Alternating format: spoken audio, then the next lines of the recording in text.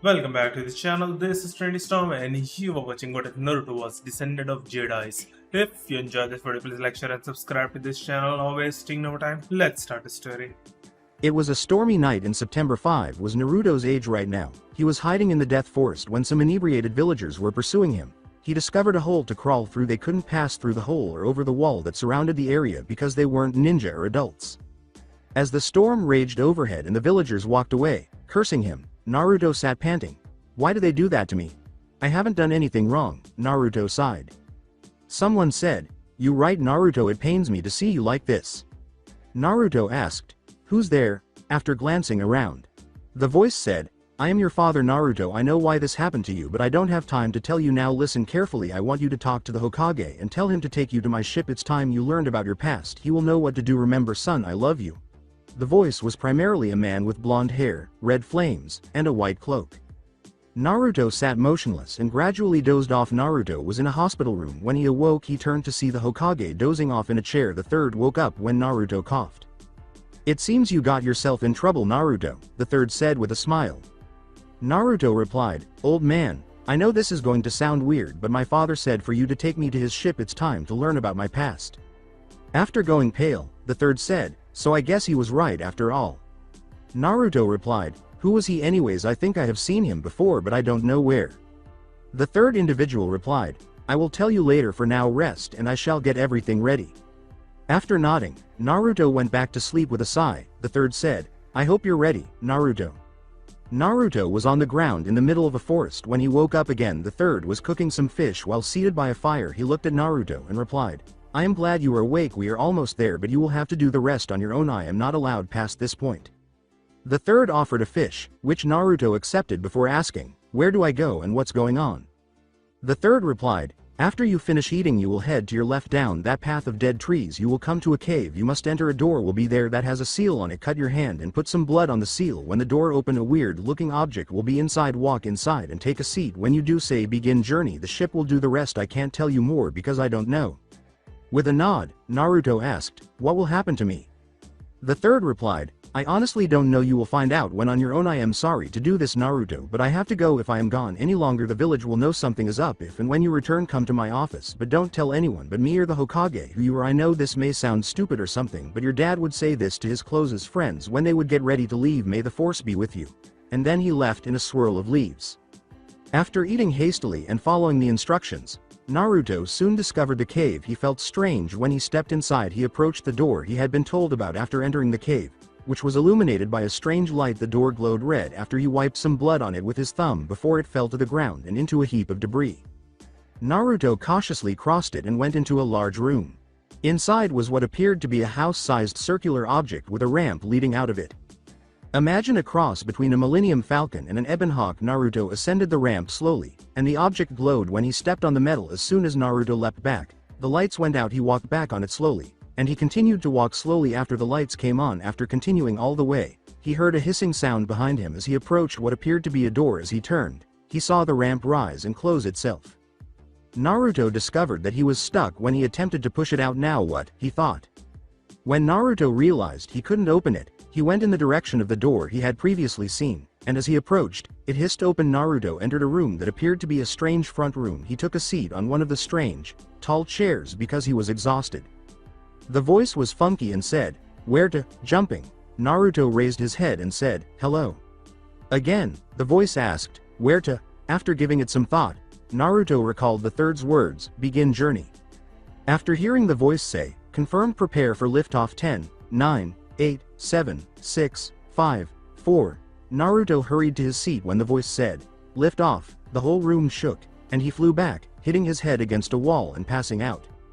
When Naruto woke up, he saw the word, "Seal," written on a piece of paper in front of a massive cage. There was a huge red-eyed fox behind the cage. Before the fox said, "Well, I will give that bastard this one. He sure knew his seals." Naruto was terrified.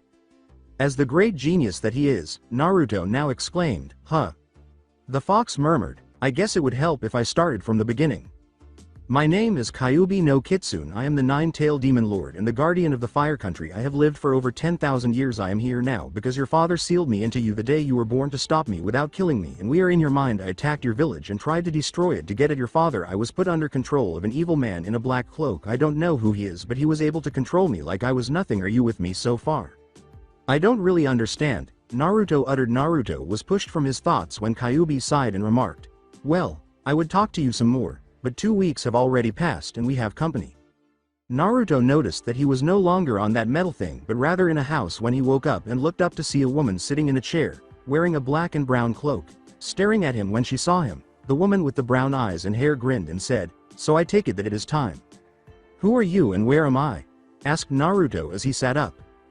The woman let out a sigh. Well, as for where you are on the planet Kararian. As for who I am, Naruto, I would be Elisa, your mother. With one hand over his mouth to avoid saying something he would later regret, Naruto began to back away and point his finger at her while waving the other.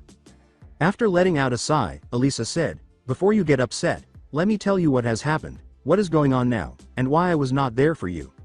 Naruto stopped pointing and simply nodded. Elisa replied, I guess you could say it started nearly 200 years ago.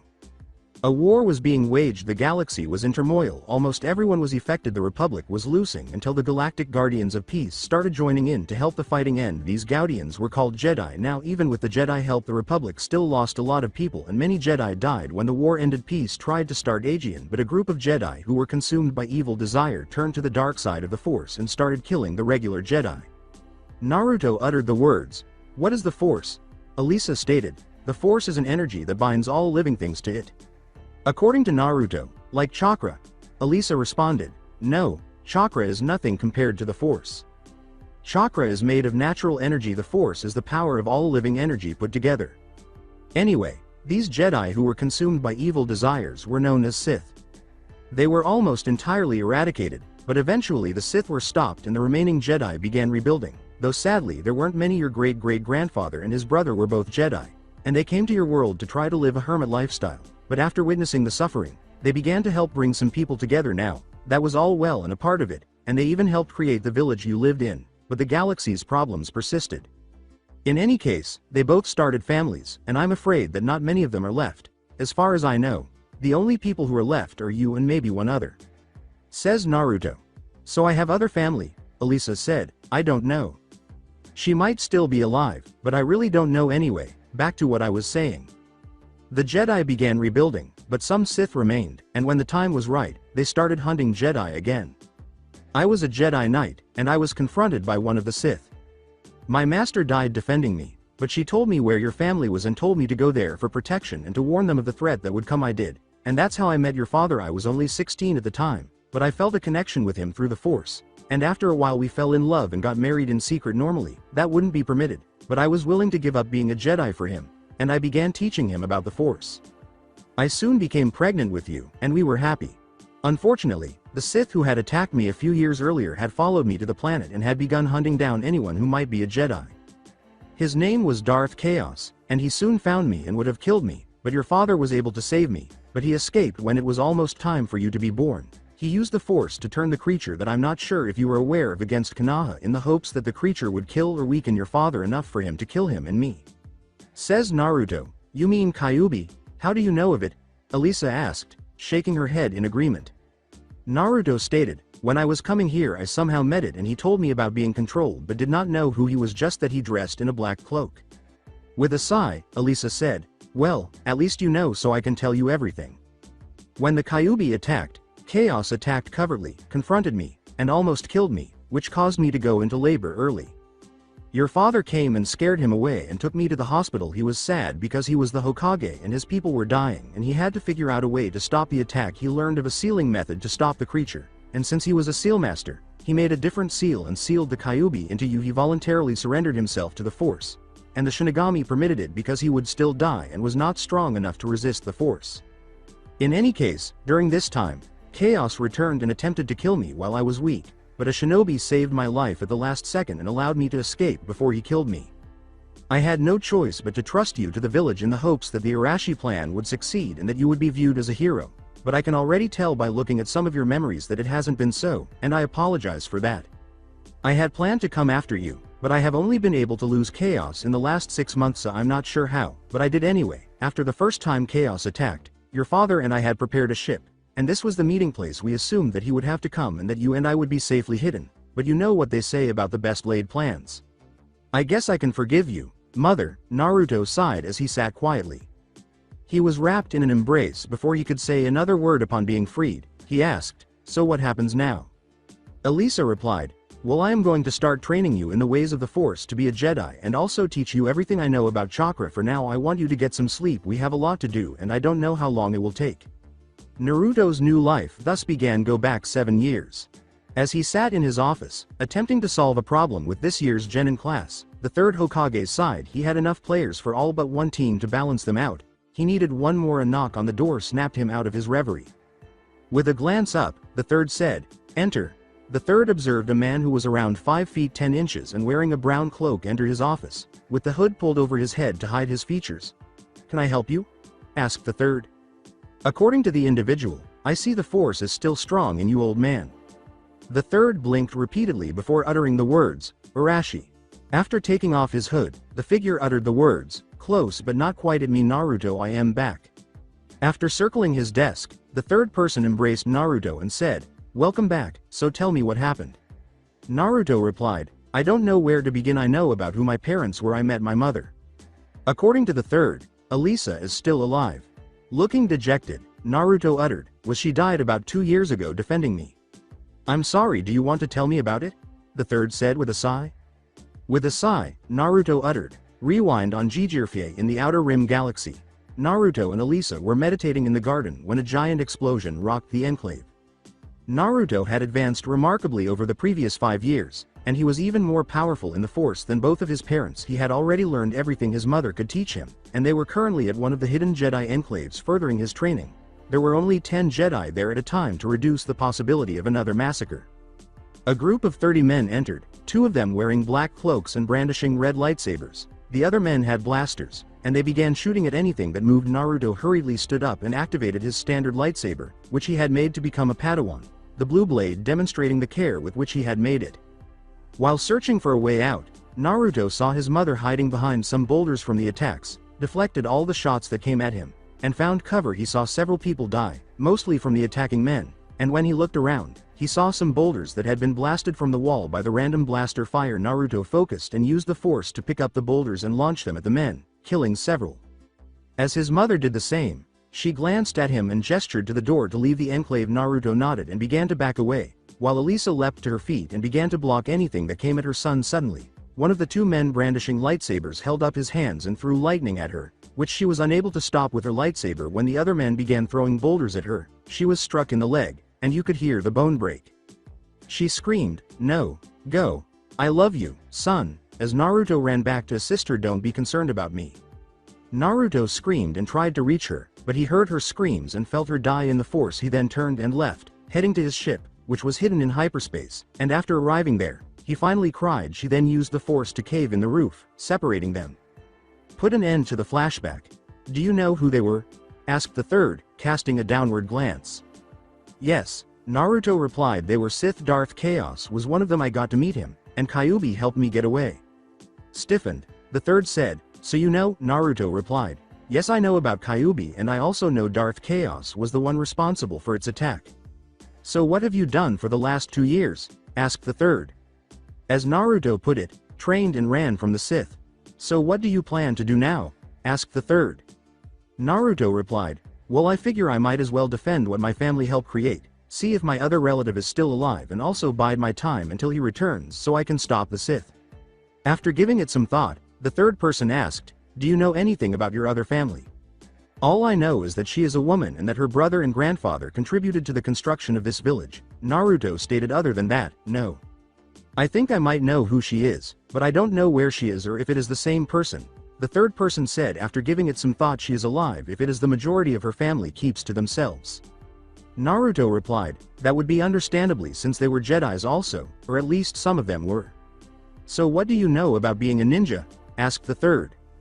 In addition to knowing how to throw shurikens and kunai, Naruto stated, I know Kage Bunshin, Henge, a genjutsu to cover my whiskers, replacement, tree climbing, and water walking. However, I have a Jedi Knight ranking. I am more skilled in the Force than either of my parents. The third person said, well, that would make you a genin level ninja, and you can help me with a problem I was having. All I need to do now is put you on the genin list, give you a headband, and then we'll meet in room 201 at the academy for team placement. Naruto replied, if it would be possible, can we change my name for the official records until I can reach the stipulation for my family name? And speaking of, what exactly are they? The stipulations are that you are getting married, your blood family comes back and claims you, or you become Chunan.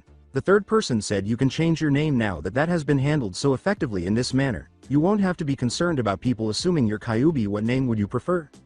Naruto replied, since my mother death I have went by the name Ranger.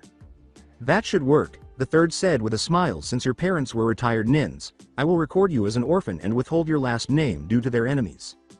With a nod, Naruto inquired, where will I stay? After reaching a draw, the third person said, you remember that ramen stand you used to love? Naruto nodded, and the third person said, there's a newly constructed apartment complex across the street, and I have a guest apartment that you can rent for 100 Ryu a month. As he handed a wallet full of cash, he said, here is also some money from your family account to get you anything you need. As he departed, Naruto accepted it, bowed, and said, see you later, old man, and may the Force be with you. The third grinned and wrote down, Ranger, for Team 7, thinking, this is going to get interesting. After getting a bite to eat at the ramen stand, Naruto went to inspect his new apartment, which he found to be quite pleasant. He then showered and lay down to sleep. After realizing he would need to buy some new clothes, Naruto woke up early the following morning and began exploring the town. He soon sensed a disturbance in the Force and discovered a store that seemed promising, the Wolf Claw weapon shop. When Naruto entered, he began to look around and soon discovered a holster for a shuriken and kunai, standard black ninja clothes, sealing scrolls, shurikens and kunai, and first aid kits. A girl about his age, with brown hair and brown eyes, was behind the counter, and she grinned at him and said, welcome to the Wolfclaw weapon retailer. Did everything go well for you? Yes, I did, Naruto said. Could you please let me know the location of the academy? My team and I are supposed to meet there today. Yeah, just walk 3 blocks up and you'll see Yamanko flower shop, the girl said with a smile. After that, turn right and proceed down the road. It's impossible to miss. Naruto paid quickly, then went to a dressing room to change. When he returned, he was wearing his new clothes and equipment, but he was also wearing his brown cloak. He said, thanks Ag and Miss, as he walked to the counter. Tenten, the girl said, there isn't a last name in my family. You are, too. As he went, Naruto grinned and remarked, I go by Ranger, and it was nice to meet you, Tenten. Tenten couldn't resist thinking, what a fascinating guy. After locating the academy with ease, Naruto was ready to enter when an ABNU wearing the letters NA on his mask shouted, halt, state your name and reason here. You don't need to know why I am here, Naruto said, waving his hand. I don't need to know why you are here, stated the ABNU.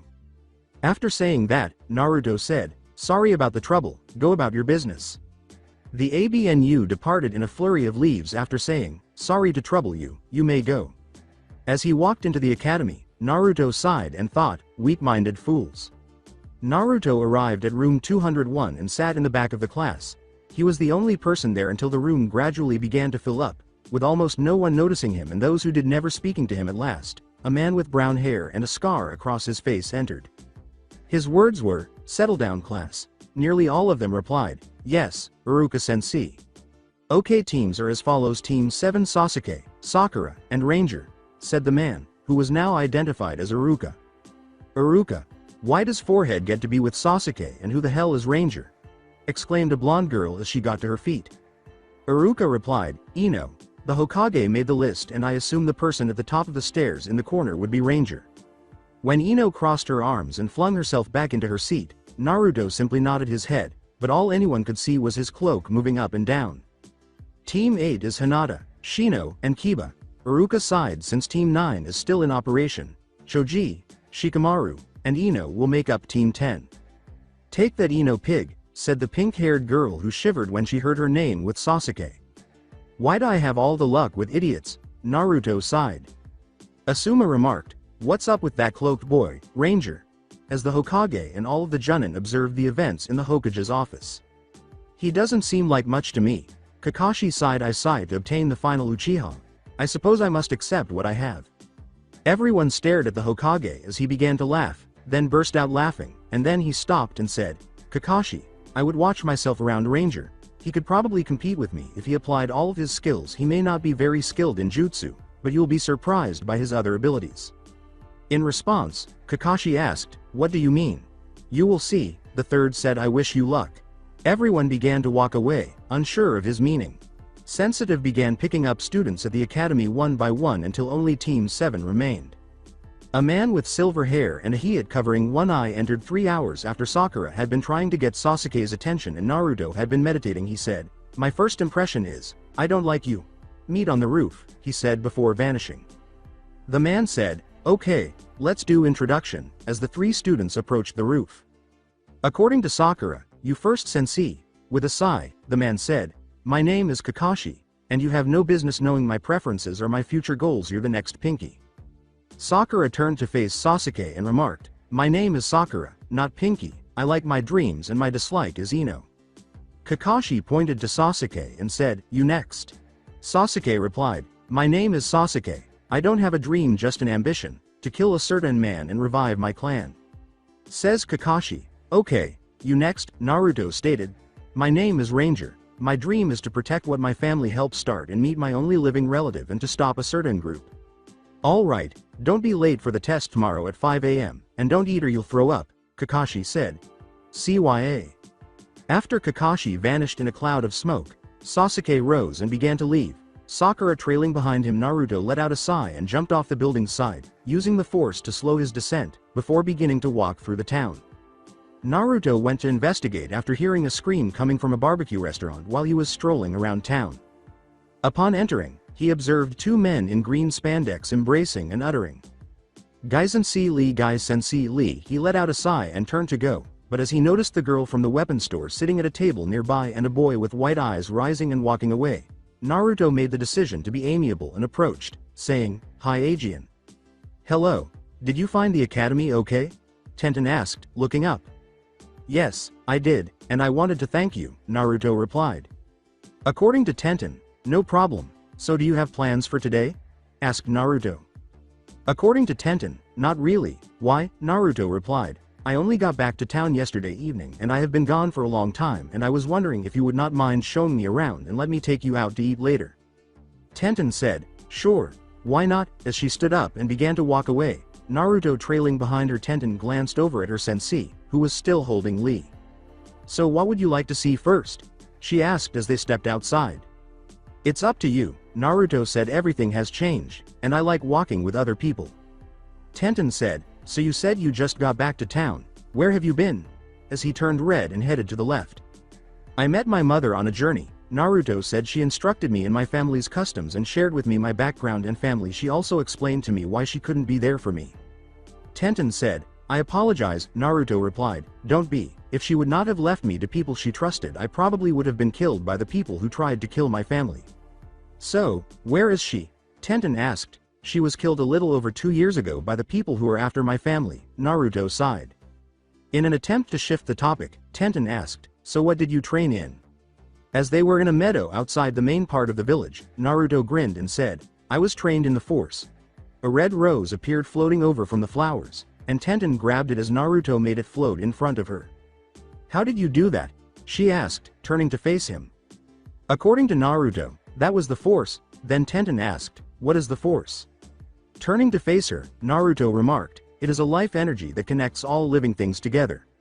"I don't understand," Tenten said. "When my mother told me about it, I said the same thing." Naruto remarked, "In essence, it is more potent and plentiful than chakra. Chakra is a type of natural energy produced by objects. The Force originates from the living energy of all living things, including trees, plants, the sky, water, other people, this planet, and others, not just within a single object."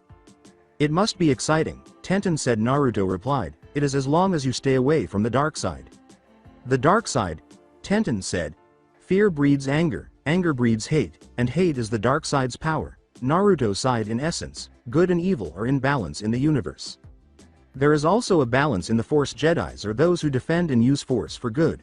Sith are those who would use Force for greed or evil. The Sith are consumed by their own desires to do as they please and their own greed. They're only interested in themselves and power." According to Tenten, "So what are you, like my parents before me?" "I am a Jedi," declared Naruto. So why are you telling me all of this, and don't tell me that it's just because you wanted to? Tenten asked as a ninja who has been trained to see past appearances. I am aware that people don't just open up like this. You're right, Naruto said with a laugh. I noticed something in the Force this morning when I walked into your family's store. You remind me of my mother, who I haven't seen, who was strong in the Force since she died. So, Tenten said, since my mother's death, I haven't really opened up to anyone, but I can tell I can trust you. Naruto said, I need a trustworthy person here. Yes, I do have the elderly man. Who is the old man? Asked Tenten. Naruto replied, the Hokage. He always let me call him the old man. I got to be around when you call him that, Tenten remarked, laughing. Grinning, Naruto remarked, I am sure you will get a chance. So who did you get for teammates? Asked Tenten. Sasuke has a stick up his ass, Sakura is obsessed with him, and our sensei is a lazy fool who sent a Kage Bunshin to meet us today. Naruto sighed. He goes by Kakashi. Tenten began laughing and gasping, and Naruto uttered the word, what? Your sensei and mine are regarded as eternal rivals, Tenten stated. Gai Sensei frequently discusses Kakashi. Naruto replied, well then, when he does something stupid I can tell you and you won't think it's weird. And what makes you think I am willing to listen to you? Tenten asked, placing her hands on her hips. Easy, said Naruto. I can tell you would have left by now if you didn't like the idea. I guess you're right, so what did you mean when you said I was strong in the Force? Tenten sighed. Naruto replied, I can show you, but you would have to trust me. After giving it some thought, Tenten said, sure, why not? Sitting in a meditation position, Naruto said, sit like I am and relax. After a moment, he said, all right, close your eyes and start listening to the world around you. Instead of meditating on your body, don't really listen to the sound. Instead, try to feel the sounds and the energy around you. You shouldn't see or feel anything at first, but... Tenten exclaimed, what the? Naruto raised his head and uttered, what? Tenten replied, I was doing what you said, but all of a sudden a bright flash happened and I could then start seeing blurs of bright colors even though I had my eyes closed. Congratulations, you just took your first step into a larger world, Naruto said, laughing. The Force was that brilliant color you saw. Even without meditation, you will eventually be able to see and feel everything around you. With astonishment, Tenten asked, what else could I learn? After giving it some thought, Naruto declared, I won't lie to you, you will be tempted by evil and learn a lot of things if you choose to learn anything more from the Force, some of which will cause you to doubt your beliefs. You would also need to be concerned about the Sith. After giving it some thought, Tenten remarked, I think I would like that, master. With a raised hand, Naruto declared, I am not a master myself. All I had been given was the title of knight. Few people ever achieve mastery. Tenten asked, tell me about the Jedi. For years, the Jedi have served as the galaxy's guardians of justice and peace. Naruto stated the majority of them perished or were consumed by the dark side of the Force during the Great War that occurred almost 200 years ago. They started hunting the Jedi and turned into the Sith. Few people survive today. Tenten replied, why do you talk about planets and galaxy like you do? Do you think that this world is the only one in the galaxy that has life? Asked Naruto, laughing. According to Tenten, I guess I never really thought about it. Naruto replied, don't worry about it. I can tell you that there are more than I can count and many different species. Tenten questioned, how do you know? According to Naruto, I have seen some of them. Tenten chuckled and remarked, you had me there. The words of Naruto were, believe what you want. According to Tenten, you were serious. We can discuss it later, Naruto said, letting out a sigh and glancing up at the sky. I have to get up early for an exam, and it's getting late. You know that you are a mystery, Tenten said as he stood up. All shall be revealed in time, Naruto said as they both began to make their way back to town. Tenten said, well, this is where I live, as soon as they arrived at the gun store. After examining it, Naruto remarked, well, at least I know where to come find you. According to Tenten, when will I see you, Aegean? After giving it some thought, Naruto said, how about we meet tomorrow at 4 p.m. on top of the Hokage monument? Sure, as long as I don't have a mission, Tenten replied. Unaware of Tenten's blush, Naruto took her hand, kissed it, and said, may the Force be with you. He then turned to go. Naruto sighed as he entered his apartment and then asked himself, what am I doing? He then took a shower, got ready for bed, and fell asleep. The following day, Naruto entered the training area where Kakashi had instructed them to meet. His teammates were already there, but Kakashi was not, so he went to sit against a tree and began to meditate. When Kakashi finally showed up 3 hours later, he said, yo. You're late, yelled Sakura. Anyway, Kakashi said, Shedding a few tears, you all fail. If you don't get these 2 bells from me in 2 hours, the person who fails to receive the bell returns to the academy. There are only 2 bells, Sensei, Sakura remarked. You already failed the test, Sakura, Naruto remarked. Sakura asked, what do you mean? As everyone turned to stare at him. The bells have no meaning, Naruto declared. Teamwork is the focus of the test. Sakura remarked, you don't know what you're talking about, as Kakashi started to perspire. Sasuke, will you cooperate with me? Asked Naruto. In response, Sasuke said, why would I? You would hold me back. What about you, Sakura? Asked Naruto. I don't need your help, Sakura said. Sasuke will fetch me a bell. After giving Kakashi a quick glance, Naruto extended his hand and let both bells fly at him. He then gave them to Sakura and Sasuke and remarked, you have a choice. Kakashi, I'll be back at 7 tomorrow. Let's meet here if we pass. If not, I tried, he said, and left. Sakura was yelling that she and Sasuke did it, while Sasuke was pondering how he accomplished it. Sweat dropping, Kakashi turned to face the other 2 pupils and remarked, he's right, you both failed, but since he passed and gave you the bells, I guess you pass. What are you talking about? Asked Sasuke. This was a team test, stated Kakashi. You both failed, and he knew what it was, but since he passed both sections, I'm passing you. We'll meet here at 7 tomorrow. He departed in a flurry of leaves after saying, I have other things to do. Sakura was pursuing him for a date without even considering what Kakashi had said, and Sasuke was sulking and beginning to walk away. Naruto was eating at the ramen stand by his apartment when he sensed that someone he was getting to know well was approaching. He turned to see Tenten approaching, and she sat next to him and asked, so how was your test? I don't know, I passed, but my 2 teammates were fools and didn't understand the true nature of the test. Naruto remarked. I handed them the bells and promised to meet at the same location at 7 o'clock tomorrow. How about you? Guy Sensei cancelled training when he and Lee were working on some stupid moves and Lee hurt himself, Tenten had said, placing her food order. Naruto replied, so what do you have planned for the rest of the day? Tenten replied, I have to work at my family shop at 11 today, but I was going to work on my weapon training until then after I ate. As Naruto put it, want any help? Sure, Tenten replied. Tenten asked Naruto, so what weapons do you use besides the Force? As they made their way to the training area. Naruto stated, I can use kunai and shurikens, but I prefer my lightsaber. Asking, Tenten said, lightsaber? It is a Jedi's weapon, Naruto declared. When a Jedi is prepared to become a Padawan, they must create their own. What is a Padawan? Tenten's question was. Jedi are ranked from highest to lowest as follows. Naruto stated Padawan, Youngling, Jedi Master, and Jedi Knight. Until you make your own lightsaber, you are currently regarded as a Youngling. Tenten remarked, so how do you go about making one?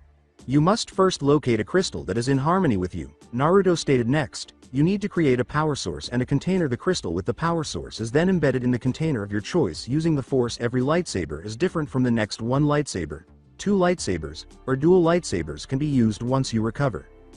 Tenten inquired, what is yours? Naruto replied, right now I have a single, but I am planning on going to a duel. Tenten replied, so Ranger, I have been wondering, is that your real name? After a brief period of silence, Naruto said, no, I started going by that name after my mother was murdered. In fact, I go by 2 other names. One is the name I was given to protect me from my father's enemies, both in this village and others, and the other is my real name, which I have only had for a few hours. Can I know your real name? Asked Tenten. Naruto replied, I promise you that you will be the first to know it when I can use it. After Tenten nodded, they walked a few feet apart to the training ground her team uses, where Tenten unlocked a sword and Naruto pulled his cloak back to one side, sticking out his hand, and a silver cylinder flew to it. When it hit, it activated with a hiss, and Tenten leapt back, watching in wonder and exclaiming, Raijin. Says Naruto, do what? I apologize, but your lightsaber reminds me of something I saw in a history book for our village, Tenten said, blinking. Similar to that, the second Hokage's weapon had a yellow blade rather than a blue one. Is something not right? Do you know if the second Hokage had a brother and if any of their descendants are still alive? Asked Naruto, grinning. Tenten stated, well, his brother was the first. They both served as leaders of the people and contributed to the establishment of this village, and they have one surviving descendant. Why? My hero Tsunade of the fabled 3. Naruto replied, I just was remembering what my mother said, and when I told the Hokage about it, he said he thought he knew who my relative is, but he could not be for sure. Tenten replied, so you could be related to the first and second Hokage. Maybe, Naruto said, but I won't make any assumptions. However, it aligns with what I've been told. Tenten responded, hold up, if you could be related to them then does that mean they were Jedi? Remember when I told you that there was a war and then afterwards fallen Jedi that became Sith started to hunt the Jedi, Naruto said, letting out a sigh and turning off his lightsaber before assuming a meditative position. For a while, the Jedi hid, and both my great-great-grandfather and his brother hid here on Earth. They intended to spend the rest of their lives as hermits living in harmony with the Force, but they chose to assist those in need after witnessing their suffering. I was informed that they assist the residents in creating this village.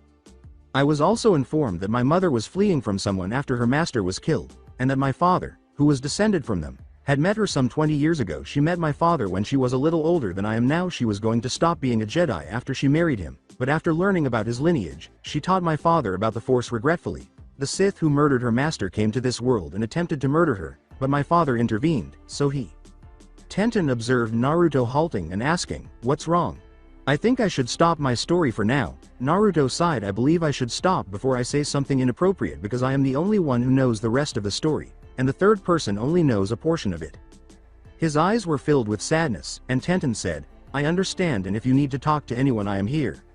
When Naruto realized what he had said, he raised his eyebrows and grinned, saying, thanks Tenshin. With a flush, Tenten exclaimed, it's Chan now huh? I hope I did not offend you, Naruto said. It's okay this time, but you can't call me Chan until I can call you Kun on your real name, Tenten said, laughing. All right, said Naruto. Do you want to know more about the Force, then? According to Tenten, I would love to, Naruto replied. Okay, you remember how you were able to get a glance of the Force yesterday? Tenten gave a nod and replied, okay, I want you to try that again, but stay calm and relaxed and listen to me as I walk around you and try to see me in the Force. When she sealed her sword and assumed a meditative pose, Naruto stood up and began to circle her, saying, a Jedi's strength flows from the Force. It passes through all living things and binds us. You will see the world differently once you are truly at peace with the Force and yourself unwind and allow the world to pass through you.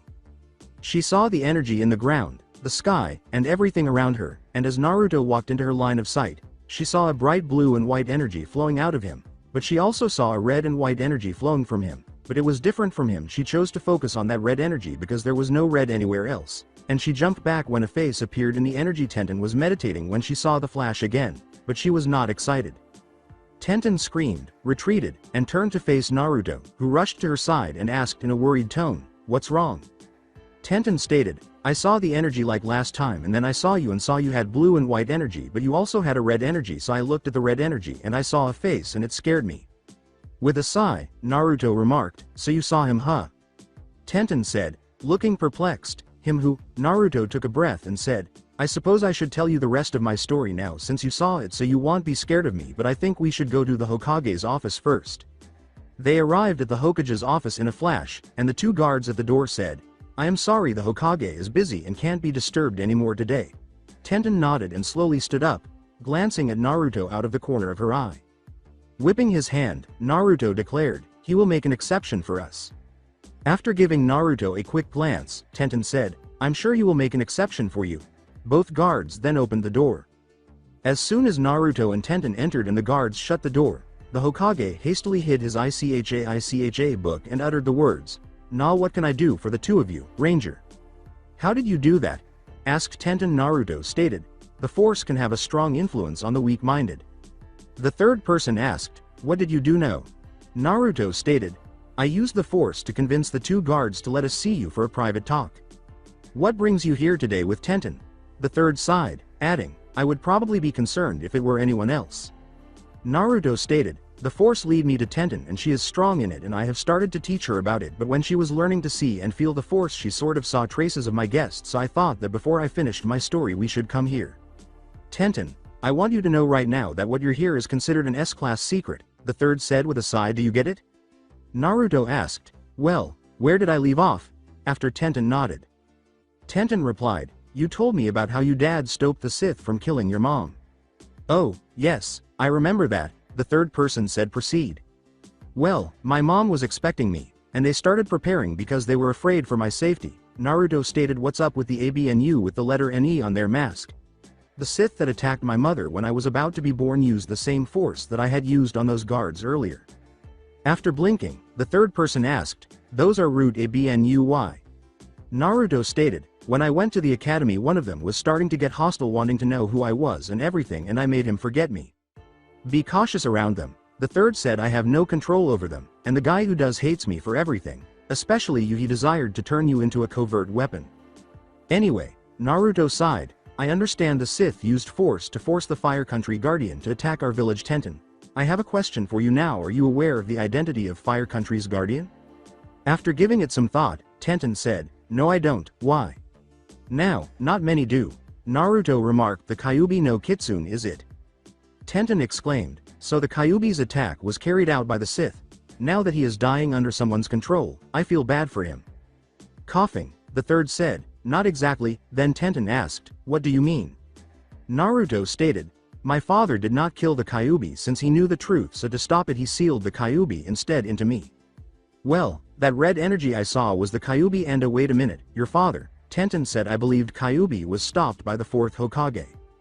The third individual replied, perhaps it would be alright if you told her your real name as long as she does not tell anyone it. The name you gave me are my real name, said Naruto. According to the third, both if you want, allow me to introduce myself as Naruto Kazama, the son of Arashi Kazama, the fourth Hokage, and Elisa Uzumaki, the Jedi Knight, Naruto said, turning to Tenten and bowing. The third party changed my name to Naruto Uzumaki, my mother's maiden name, in order to shield me from my father's enemies. Tenten paused and remarked, a few years ago, I heard that name. Oh, I recall. Some villagers were expressing their happiness that you were no longer with them. They seemed like a bunch of jerks to me. Yes, Naruto had a bad childhood because people thought he was the demon instead of a little boy. The third person laughed. That was among the reasons I gave Naruto permission to use the name Ranger here. Now, please don't talk about anything you heard today. Tenten replied, I will. I do got one question though, is Naruto related to Tsunade-sama? Why do you ask? The third said, tensing up. When Tenten saw my lightsaber, she said it reminded her of a picture from a history book of the Second's Raijin. Naruto said there's a chance that Raijin's lightsaber could be my ancestors. That's who I think it is, but I can't tell without a blood test, the third person said. Naruto, I wish I could tell you right now if I'm right or not. It's alright, Naruto said. Patience is one quality that comes with being a Jedi.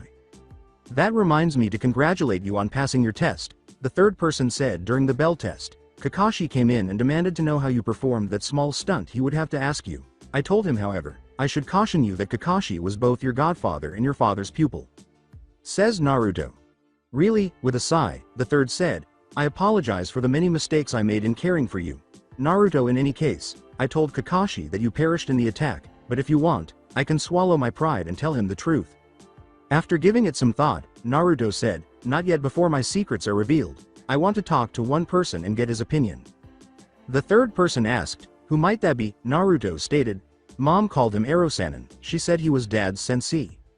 The third laughed and said, I'll see if I can reach him for you. Jiraiya, I assume that Tenten is going to be your apprentice, am I right? That is, if she still wants to. Naruto remarked, nearly every detail about me, including the Sith, has already been shared with her. I'll train her if she still wants to. Very well, I just ask that you use training ground 18 behind the Hokage mountain, which is about a mile away, the third person said. In that area, there are seals that let users know if someone is approaching you. Both become authorized users for those grounds simply by placing a drop of blood on this scroll. I'm sure they're safe because they were your parents' property. Naruto turned to Tenten after nodding, biting his thumb, and letting fall a few drops of blood. Does that mean I can call you Naruto-kun when we are training? Tenten asked, flushed. Laughing, Naruto remarked, as long as we are on the training grounds, Ten-chan. She went over, took out a kunai, cut her finger, and began to reach for her first aid kit. After spilling a few drops of blood on the scroll, Naruto grabbed her hand and held his other one above it while closing his eyes, causing it to glow green before her wound healed. Thirdly, medical jutsu. Naruto replied, no, force healing. I don't think I have chakra control for medical jutsus. The third individual said, I should warn you now, you have already gotten a dangerous stalker. In response, Naruto asked, what do you mean? The third said, one of their own almost wiped out the Uchiha clan while you were away. There are currently only 2 living, the person who murdered Itachi's younger brother and the others. Says Naruto. Sasuke. Sasuke is mentally disturbed. The third said, for mental health reasons, I would have had him placed in a mental health facility, but the council refused to permit it. Naruto replied, is there anyone on the council not an idiot? The third individual replied, the Naras, Aburame, Yamankos, Akamichi, and Hyuga clan leaders. Tenten replied, the Hyuga clan head Hiashi I have heard is cruel. With a sigh, the third said, listen up, because I'm going to tell you both a secret that only Hiashi and I know. Hiashi wanted retribution against the Hyuga council for causing the cloud incident that killed Neji's father. He has been my clan and council spy for years. Having approached me covertly, the Hyuga council attempted to remove him and give both of his daughters the family curse seal. But I understand that you might grow to dislike what he has done to them, and Neji, he is doing everything he can to win Hinata's trust, secure her position as clan leader, and permanently remove the council and that seal. So I beg you both to try not to harbor animosity toward him. I will, old man. Naruto sighed. However, I might have to speak up if he behaves in a way that I find objectionable in front of me as a Jedi. It is my responsibility to assist those in need. Tenten replied, I guess I can understand, but my teammate is training to get at the main branch, and I am afraid if he ever gets a chance he will take it out on Hinata. I'll see what I can do to make sure he doesn't get a chance, said the third. You are both fired if that is all. After nodding, Naruto remarked, you ready? After stating, not yet, Tenten seized Naruto and gave him a kiss before declaring, I am now, Naruto-kun. Don't you think we are moving a little fast? Naruto asked with a laugh. Tenten replied, for some reason I feel I have known you forever. Me too, Naruto said as they walked away, oblivious to the obscene laughter behind them. Once they were outside, Tenten remarked, so what now, Ranger? Naruto replied, it sounds strange being called that from you from earlier. Crap, Tenten said, glancing up at the sky. I was supposed to be at the shop an hour ago. Naruto replied, I will come with you and explain how you were with me at the Hokage's office requesting a training ground so you can help me with weapon training. As they began to walk, Tenten remarked, you don't have to do that. Are we a couple now? Asked Naruto. Tenten gave him a look and remarked, I guess we are. It's funny because I would have said Neji if you had asked me a few days ago who I thought I liked. Naruto replied, so is it my ravaging good looks that got you to like me? No, even though that's a plus, it was your eyes, Tenten stated. As Naruto put it, my eyes, Tenten remarked, yes, there was a certain magic in your eyes, but I don't mean the force. I liked the calm and assurance I saw in them, as if I could see into your soul. Thank you, said Naruto. You're curious as to why I fell in love with you. As Tenten put it, my strong connection to the force. No, it's how comfortable I feel around you, Naruto said. I feel like I could tell you anything, and you would be there to hear it and honestly tell me what you think. Even so, you do have lovely hair and a good set of legs. A man behind the counter said, oh, there you are, Tenten. I was getting worried something happened. Oh, who is this? As they entered the weapon shop and turned to face Naruto. Naruto replied, hello sir, sorry for making Tenten late, but we were at the Hokage's office requesting a private training ground, so Tenten here can help me with my kenjutsu. If you were working on kenjutsu, don't you need a sword? The man asked, glancing at him and Tenten. We haven't even begun training yet, but I have something that's just as good as a sword, Naruto stated. Since new teams started today, we were only given a training ground and were unsure of which grounds were available. The man said, my name is Dustin, and I would like to see your weapon. I might have to make some if it's as good as a sword. If you insist, but I doubt you will be able to make them, Naruto said. Glancing at Tenten, he then produced his lightsaber without turning it on and gave it to the man. After taking it, Dustin went pale and asked, where did you get this? To which Naruto replied, I made it. Why? After giving Naruto a quick glance, Dustin said, tell me your name, boy. According to Naruto, I go by Ranger. What is your real name? Asked Dustin. I don't know what you are talking about, said Naruto. Are you a Kazama? Asked Dustin as he shifted and shoved Naruto against the door. The lightsaber in his hands flew behind him as the Naruto he was holding rose in a puff of smoke, and the real Naruto remarked, you seem to know these weapons, tell me how. Tenten replied, Dad, what's going on here and why did you attack him?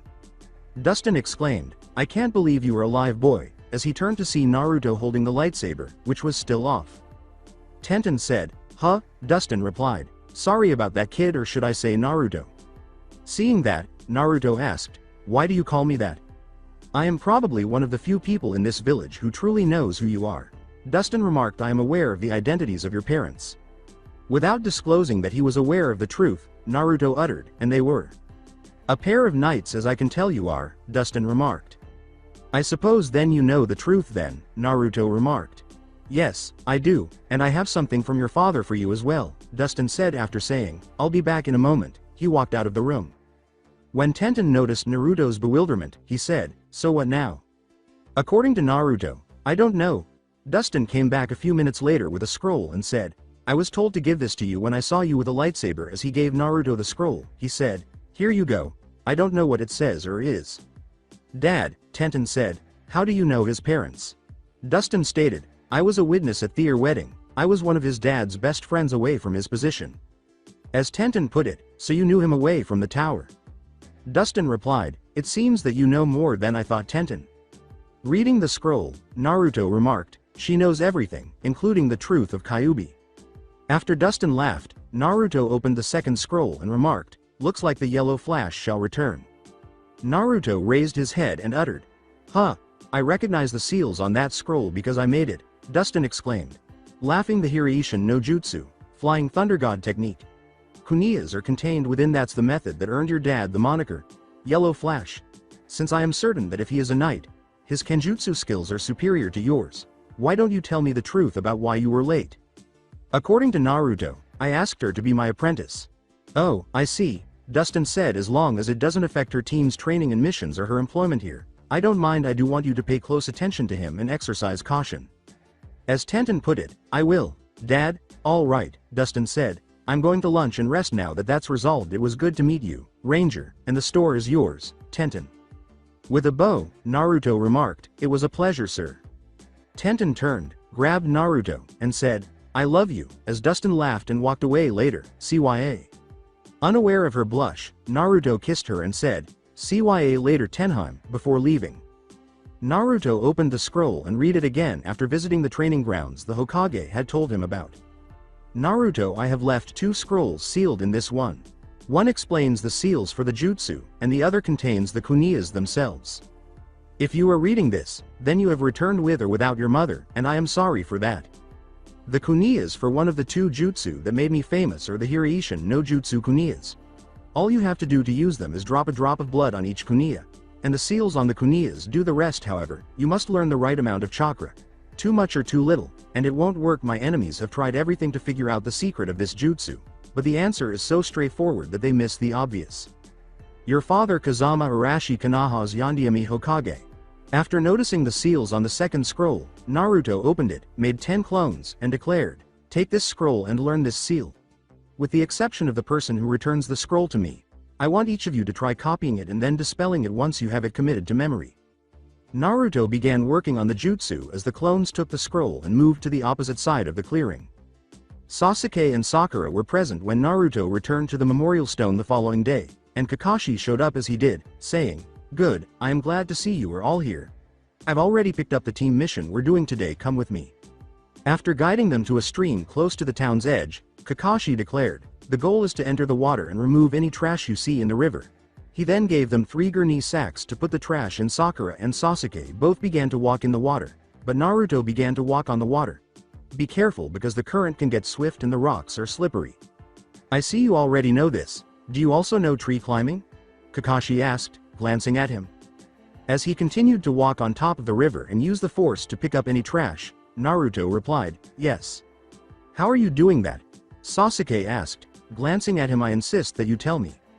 Naruto replied, A, I don't answer to you, and B, this is a chakra control exercise. Don't talk to Sasuke like that, Sakura said with a sigh. Naruto sat down in a meditative position on top of the water and closed his eyes when his and his teammates' bags suddenly flew into the air, carrying Sasuke and Sakura to shore without any help. Kakashi watched in wonder as the trash in the river began to slowly rise, starting a short distance upstream from Naruto and continuing all the way downstream to the waterfall, where it flew into the sacks. When it was finished, the 3 sacks floated to his teammates before Naruto opened his eyes, got up, and walked to shore. After glancing at him, Sasuke commanded, fight me. As he passed him, Naruto declared, mission accomplished. Is that the end of the day? After Kakashi nodded, Naruto turned to face Sasuke and said, don't let your anger get to you. He then stepped aside, ignited his lightsaber faster than anyone could see, and cut a kuniya in half that was flying where he had been standing. Anger leads to the dark side, he said, and turned to leave. If someone had looked at Kakashi, they would have noticed that he was as pale as a ghost and that his one eye was as large as it could be. He was thinking about Arashi-sensei. As Naruto approached the training grounds where he had practiced the day before, Tenten appeared at noon, and Naruto declared, ready to begin. Their training started when Tenten approached him, kissed him, and said, "I am no." At the same time, the Hokage's office was hosting another meeting of the minds. "I apologize, Kakashi, but I am unable to tell you," the third said. "You'll have to ask him if you want to know." Kakashi responded, "Why can't you tell me if he is related to Sensei?" "All I can tell you is that some of the things you have been told are lies," the third person said. "Before I can tell you the truth, I must wait for something to happen. I apologize." With a sigh, Kakashi said, "Fine," and departed in a whirl of foliage. That was how Naruto's first 3 weeks went. Kakashi actually showed up on time a couple of times in the hopes of getting an answer to his question. Naruto demonstrated new abilities. Sasuke became more envious. Sakura asked him out on dates, and Naruto would speed up missions with the help of Kage Bunshins or the Force and train Tenten whenever he could. He also worked on his father's jutsu, which he left behind but is still struggling with it. Tenten was making great strides and was getting ready to advance to a new rank and become an official Padawan. Kakashi said, "Meet at the Hokage's office," and departed in a flurry of leaves as everyone arrived at their designated meeting location today. Upon reaching the Hokage's office, Team 7's third member said, "Bring him in." "Is this all you got me?" asked an elderly man holding a bottle of sake. "I don't think they could even keep me safe. I'm Tazana, Wave Country's master bridge builder." "I can assure you my team is skilled," said Kakashi. Naruto cut him off, asking, "What are you hiding, sir?" "I don't know what you're talking about, kid," the elderly man remarked. "You're lying, I can see it," Naruto said, gesturing with his hands before adding, "Tell us the truth." The elderly man said, "Okay, I admit it, I lied. I only paid for a C-rank mission because that's all the money my village had to pay." After glancing at them a little more than a year ago, a man by the name of Gato arrived to Wave and began to take control using his money and merc. "He fears my bridge because it will cause him to lose control of the wave since he is so wealthy. I am certain that he will attempt to kill me and most likely hire ninjas. I apologize." "Nah, Ranger, go get Team Guy and have them come here," the third sitting quietly said. "I'm sending them with you, Kakashi." With a pale face, Kakashi asked, "Do you think that is necessary?" According to the third, this mission is at least a B rank. If not an A, there is no way I want to risk anything happening to any of you. Tazana rubbed his head and asked, "What happened?" "After Naruto left, I think I have a hangover." The third said, "We appreciate you being honest with us about this mission, and we will send an additional team to assist you." Sasuke replied, "How did the Dobi do that? Are you teaching him privately, Kakashi?" The third individual replied, "Ranger has a special skill that he can use. Even Kakashi does not know how he does that." At that moment, Naruto entered, followed closely by Team Guy. "How did you all get here so fast?" the third asked, glancing at them. Naruto stated, "I told Guy that Kakashi wanted to test his power of youth on a joint mission." After the third laughed, Kakashi turned pale and remarked, "You know I am starting to hate you." "Don't worry, I will grow on you," Naruto said. The third individual replied, "This is a joint mission to protect the client Tazana. You leave in 1 hour at the south gate." Dismissed.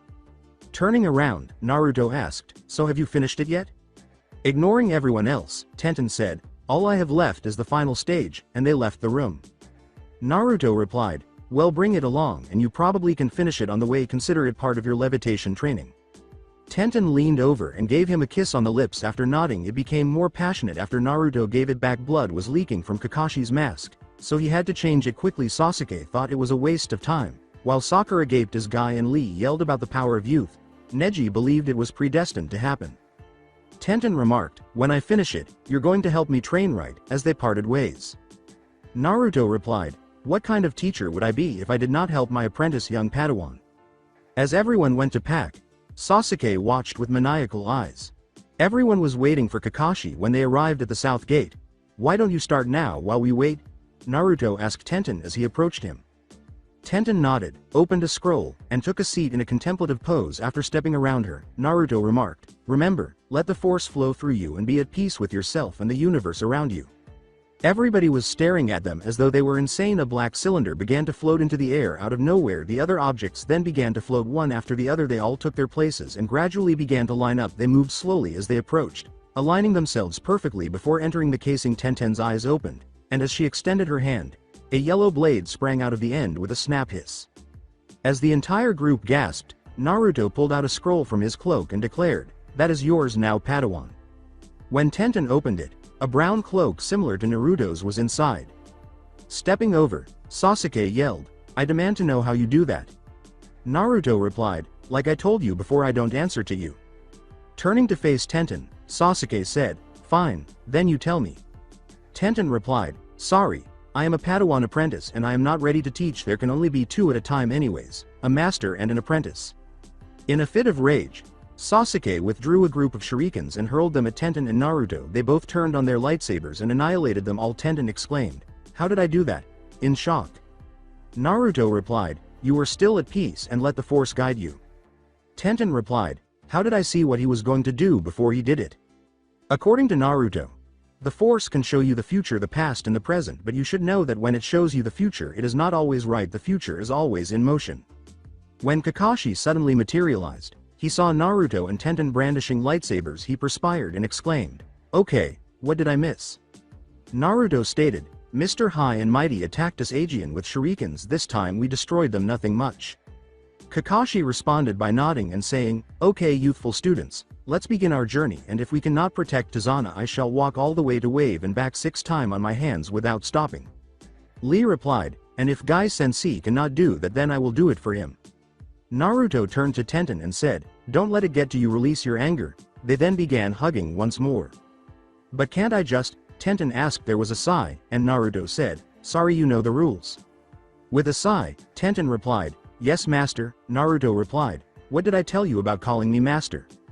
Tenten replied, well it's the only way I can make sure I won't call you something else. As the two teams began to depart, Guy remarked, Neji, I want you to start checking for any signs of trouble every couple of minutes. Tenten paled as something struck her, and Neji nodded. Ranger, can I speak to you a second? Neji said. She put her hand to Naruto's ear and whispered, can your guest chakra be seen by someone who can see chakra? After everyone could see how anxious she was. After giving it some thought, Naruto remarked, I don't understand why not, why? Tenten gestured toward Neji and remarked, his family can. We will cross that bridge when we get there, Naruto said, nodding. After the group had been traveling for a few hours, Naruto noticed that Kakashi, Guy, Neji, and Tenten had all sensed something for different reasons. As they proceeded, they noticed 2 puddles in the road. Naruto had an idea. While Kakashi was reading his book he said, Sensei, I swear when I find out who writes those books of yours I am going to do this to him. He then held his hands out in front of him, and lightning struck both puddles in the road. As it flew from his hands, the 2 men who were still being struck by the lightning were on the ground, rolling in agony as the genjutsu vanished. Everyone was perspiring, but Naruto paused and glanced around. What? Said Naruto. Kakashi replied, that's it, tell me who taught you all this stuff. With the most neutral expression on his face, Naruto addressed him, saying, my mother Elisa. After giving it some thought, Kakashi went pale and pointed a finger at Naruto. Naruto turned to face them both and approached them, saying, don't say anything now, we will talk in private later. Right now we have 2 guys who are suffering from electrocution. Naruto approached and was slashed in the arm by the taller one with his clawed hand. The ninja remarked, you may have heard us but I killed you. Your weapons are poison and there is no cure. As his arm began to heal in front of everyone, Naruto laughed and glanced at it, saying, that would work if I was not immune to all poisons. Green, red, and blue energy surrounded the area where he had been cut, and the poison was being forced out of the healing wounds. Thought. Thanks, Q. Kyuubi replied, my pleasure kid, remember our deal. I look after you until we stop that man who ruined both our lives. Naruto believed I would always remember. Are you alright? You zoned out there for a moment? Kakashi asked after Naruto blinked. Naruto replied, yeah, I was just balancing out my energy after healing the wounds, nothing to worry about. Kakashi replied, right, you think you can do that hand thing you did to Tazana on these guys? Naruto replied, no, it only works on the weak-minded and these guys have mental blockers set up so I could not. Sasuke replied, what was that lightning jutsu you used? I did not see any hand signs. According to Naruto, there are none, that's why. In an attempt to get some brownie points, Sakura said, well, then tell Sasuke how to do it.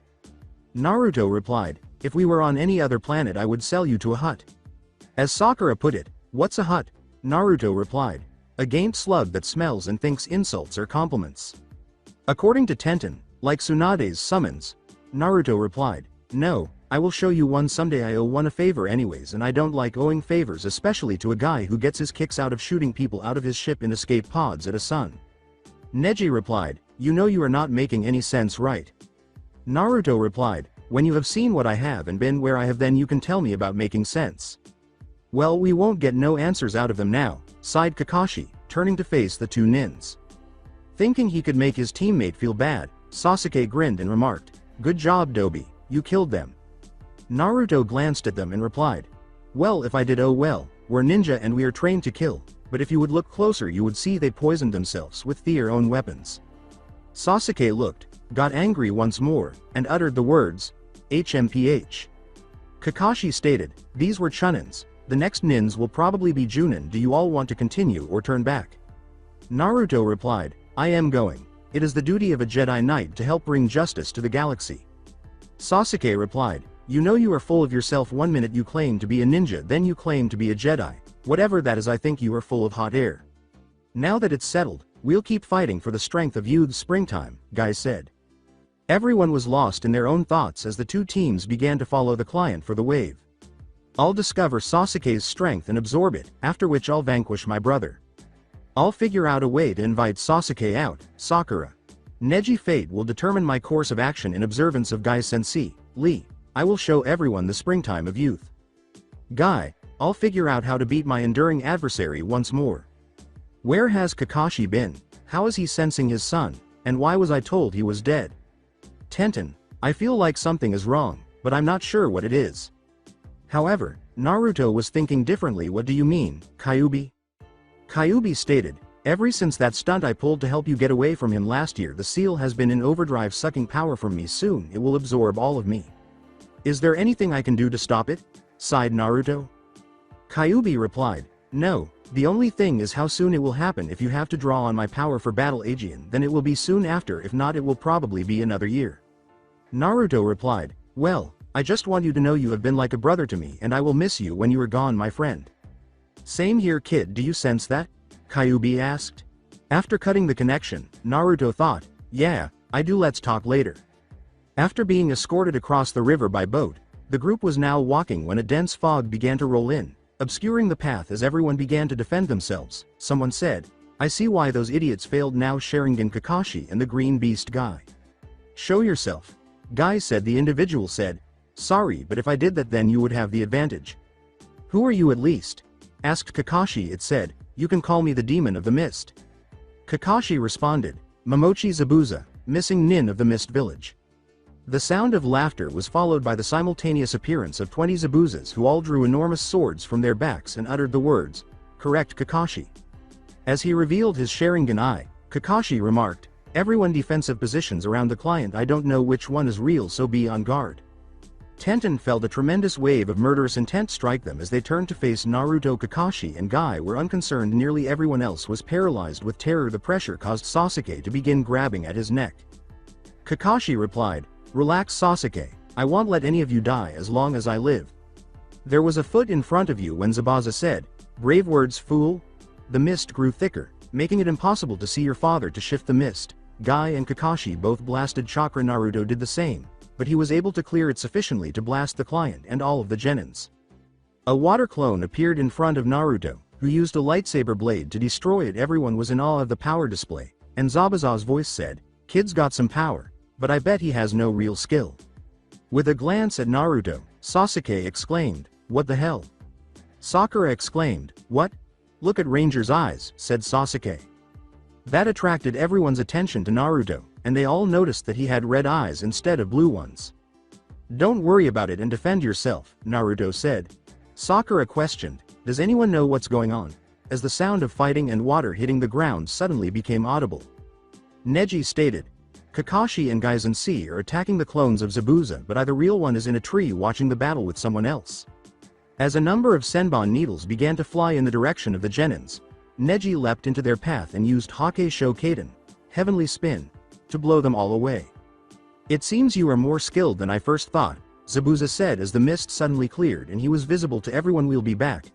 A mirror materialized in front of them, and Zabuza and the person next to him entered it before vanishing. Guy picked him up and said, "Let's continue, my youthful students." Kakashi sighed, pulled his head back down, and said, "Good job, team," before passing out. Tenten and Naruto positioned themselves next to each other at the rear of the group. Tenten noticed that Naruto's eyes were blue once more. About half an hour later, They arrived at Tazana's house and met his grandson Inari and daughter Tsunami. Is Kakashi-sensei going to be okay? Asked Sakura. Guy replied, do not worry about my hip rival, he will be better later. I gave him a soldier pill to help with the chakra exhaustion. Now I want you all to go and get some rest, we have a busy day ahead of us tomorrow. When a beeping sound was heard, everyone except Guy began to move toward the rooms with the exception of Naruto, who reached into his cloak and took out a silver-looking piece of metal and pressed a button on it. Everyone began to look around. However, a metallic voice said, Pathfinder to Ranger, come in. What is it, C4 TNT? Asked Naruto. The gadget stated, yes master, you asked me to notify you if any ships or communications were picked up entering or leaving the planet. A ship left the planet earlier today. I waited to track you until I had a bearing on where they might have been heading. And, Naruto said. The individual said, as best as I can tell the ship was heading toward the Korriban. Naruto responded with a nod.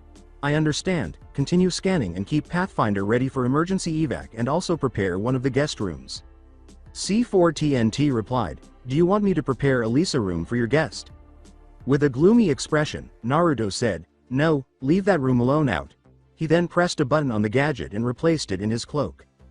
Says Sasuke. What was that? Nothing, was Naruto's sarcastic reply before he left the room, leaving the others speechless. Gazing at the door, Guy said, okay, the rest of you get some rest. He was unsure of what to do. Guy asked, where are you going, Tenten? As Tenten began to head upstairs but stopped and started toward the door. Before he could stop her, Tenten hurried out the door after saying, I am going to check on him, I won't be long. With a glance at the door, Lee remarked, Guy-sensei, is Tenten turning her back to the power of youth? Guy replied, no my precious student, she is showing the power of the springtime of youth and checking on a friend. Lee replied, Guy-sensei, I shall do the same thing when I need to. That's the way to show your youth, Lee, Guy said, giving a thumbs up. After saying, no you cannot Lee because you are fated not to have any friends so your springtime of youth fails, Neji, who had already had enough of them, walked away while Guy and Lee screamed, NOOO. Tenten went outside to greet Naruto after spotting him on a dock close to the house. Are you okay? She asked as she arrived. Tenten sat patiently, knowing that Naruto would speak when he was ready. While Naruto sat quietly, at last he said, I was getting mad at my droid for doing his job when he mentioned my mom. It has been 2 years since she died and I should be over it, but it's hard sometimes. I am glad I got him sometimes, but he reminds me of how I got him in the first place. A little over a year ago I walked into a trap set by Darth Chaos on Nar Shaddaa. I was an idiot. Rewind. In order to complete his training, Naruto had received a lead on a different planet with a Jedi enclave. He had heard that there was information about it from a man named Arokai who was on Nar Shaddaa when he arrived. He asked around and discovered an elderly street bum who informed him that the man he was seeking was employed as a bartender at the Outer Rim bar. Finding the bar and entering it didn't take Naruto long. Naruto didn't notice anything unusual, and everything appeared to be normal. A Twilight girl approached him and said, can I help you with something, kid? You don't look like the type to come in here. Naruto stated, I am looking for a man by the name of Arokai. I was told he had some info I am needing. The young lady replied, I can tell you where he is, but it would cost you 20 credits, though I don't know why you're looking for that idiot. Naruto handed her some cash he earned for providing part-time assistance, saying, it is a personal matter and here is your credits. The young lady examined it and stated, he is in the back of the bar past the containment zone. Thought you can't go back there without a respirator, it's a methane sector. Where can I get one at? Asked Naruto. The girl left after saying, the bartender over there sells them for 100 credits. As he approached the bar, Naruto declared, I need a respirator. What do you need one for, kid? Asked the man behind the bar. Naruto stated, I need to speak with Arokai and I was told he is in the methane sector. Sure kid, he is, but it will cost you 200 credits, the bartender said, surveying the bar. According to Naruto, I was told 100 inches, I get a handling fee, you know. Take it or leave it, the bartender said. With a sigh, Naruto paid the money and proceeded to the containment doors, entering the first one, which allowed the chamber to fill with yellow gas. As it sealed behind him, the second door opened, and Naruto entered and proceeded to the bar, where the bartender asked, what can I get you, air breather? I am searching for Arokai, Naruto declared. The barman remarked, who wants to know? Naruto stated, Mr. Cage Bunshin, I don't answer questions for free. It will cost you 50 credits, the bartender stated. After looking in his pocket, Naruto declared, I got 15, I'll work as a waiter for you for an hour if your information is accurate. The bartender said, all right, took the money, and pointed to the back corner, pointing to the tall man with the scar on his cheek and gills on his face. After nodding, Naruto approached the table, spotted a man who fit the description, and remarked, "I am looking for Arokai." "I am Arokai, who wants to know?" said the scarred man. Naruto replied, "My name is not important, but I was told you had info on a Jedi Enclave's location." After giving Naruto a quick glance, Orokia said, "Yeah, I do, but you have to tell me what you need it for." It was Naruto who said, "I need to finish my training." Orokia began nodding as if he was considering it, and Naruto was staring at him without really listening when two sets of arms suddenly seized him from behind and someone removed his respirator. Naruto's final glimpse of Arokai was a smile and the words, "That was the easiest 10,000 credits we ever earned." A medical droid was standing over Naruto when he woke up in his white bed. Performing tests on him, Naruto heard laughter and turned to see a huge green slug-like creature laughing as he floated toward him on a hovercart, accompanied by the Twi'lek girl from earlier. According to Naruto, "Where am I?" The slug replied, "You are lucky Jedi. If Mylia here had not come and told me about you coming in my bar, you would be in the hands of the Sith right now." "What are you talking about?" asked Naruto. The slug turned and gestured toward a screen that had appeared. He saw three men dragging him out of the bar, heard the Sith who had killed his mother enter, and heard him say, "Good job." He then paid them to take Naruto to his ship. The screen went dark and the slug said, "I had some of my men intercept them and bring you here. You should have died from all the methane you breathed, but that red energy you had around you cured most of it. My medical droids were able to do the rest." "Who are you?" asked Naruto. "That's Rich," the slug said, laughing once more. "I am Jirigo the Hutt, and I own a fourth of this moon here." "Sorry, I have never met a Hutt before," Naruto uttered. "Don't refer to me as human," the Hutt said. He did not swear, which infuriated Naruto, who remarked, "Listen here you rotten piece of shit, I did not cuss you, but I will now slimeball." The Hutt chuckled again and said, "Flattery after insult, you have some guts Jedi. Anyways, the reason I saved you is because the man who wanted you, Darth Chaos, has been getting into my business as of late and had been bringing gold and jewel to sell and buying weapons to sell somewhere. Normally I would not care as long as he paid me my share of the profits, but he is ignoring me completely and it is making me look weak in front of the other Hutts. I saved you because I want you to remove him for me." Naruto stated, "I have my own reasons to stop him. He is responsible for the deaths of both my parents." The Hutt responded, "I guess you are not too old to learn something new. I thought Jedi were forbidden from having children. Oh well, I have decided to help you a little in advance to get rid of this Sith for me. I know sooner or later he will come for you or you for him, so I know it's a safe bet. I will give you one of my best astromech assassin droids as an assistant to you." To which Naruto replied, "Why would I need that?" The Hutt replied, "What you do with it is none of my concern, except it won't be allowed to leave your ship. I have already found it and he is on board. It is a way to safeguard my investment. If you die, I get your ship. If you kill the Sith, you get to keep the droid and my business picks up. It's a win-win situation for me." Sighing, Naruto said, "Fine, I agree." The Hutt replied, "You had no choice, but it's nice knowing you agree to my favor. Anyways, I must go. I have a show to attend to." It was Naruto who asked, "What kind of show?" As the Hutt put it, "Just some fun. Come with me if you want." Following, Naruto boarded one of the Hutt's spaceships. As they entered orbit, they flew in the direction of the sun of the solar system, and Naruto was by the Hutt's side when a number of guards brought the three men who had previously captured him into a storage room. The Hutt then said, "Put them in." With the three men's cries echoing over the speakers, everyone watched as the guards pushed them into an escape pod and launched it into the Hutt's sun. The end of the flashback, Naruto uttered, "And that was how I got the droid C4 TNT." "What's a droid?" Tenten asked. Naruto stated, "Basically it's a machine that has human abilities based on what it is programmed to do. I had mine reprogrammed a little to make it a personal assistant also, as well as mechanic for Pathfinder." "What is Pathfinder?" asked Tenten. Naruto replied, "It's the spaceship my parents left here for me so I could meet Mom when the time was right." "Can I see it sometime?" asked Tenten with a laugh. Naruto asked, "Who do you think the guest room was for?" "Oh," Tenten said. Tenten asked, "Why are you having him look for ships coming and leaving this planet?" After a few minutes had passed, Naruto replied, "As best as I can tell, the only other person who should come here in a spaceship should be Darth Chaos. The fact that the ship was heading toward the Sith homeworld is another clue." Tenten replied, "Any idea what he was doing here since he lost track of you?" Naruto stated, "I think he is selling weapons for gold and jewels like the Hutt told me, and probably has someone keeping an eye out for me here since it was a safe bet I would return." Tenten gave a nod, and they sat quietly for a while. The silence was broken by Naruto's, "Thank you." According to Tenten, for what, Naruto stated, I was mad earlier and you helped me get over it sooner than I normally would with all the bad stuff that has happened lately. I have not been keeping my emotions like I should.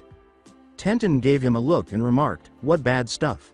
Naruto stated, I just found out that Kyuubi is dying because he saved my life from that ambush. He used most of his energy to save me, and since he does not have his own body anymore, he can't produce new chakra. All the chakra he had when sealed into me is all he could have, and with all the times he saved me from villagers who thought I was a demon as a child, and then the attack he is almost out, and when he does he will die. Tenten replied, that reminds me, when that Zabuza guy attacked earlier your eyes turned red. Do you have a bloodline limit or something? Naruto laughed and replied, actually no, my eyes changed color because my chakra has changed a little from making just normal human chakra to a mixture of both demon and human chakra, so if I force chakra into my senses to make them better, my eyes change color as a side effect. I guess he is wanting to talk sooner than later, Naruto said, tensing up at that moment. Tenten, who hadn't been listening, said, huh, and turned to see Kakashi approaching them from the house. Do you want me to go? She asked. Naruto replied, I don't have secrets from you, so you can stay. Kakashi said, Ranger, may I speak to you alone? When he arrived.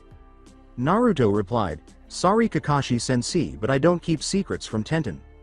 On the way here you said your mother was Elisa. Kakashi sighed. I suppose you want to know where have I been, why were you told I was dead, how I know what I know and all that, right? Naruto interrupted him. According to Kakashi, well yeah, how much do you actually know about the Kyuubi attack? Asked Naruto, turning to face him.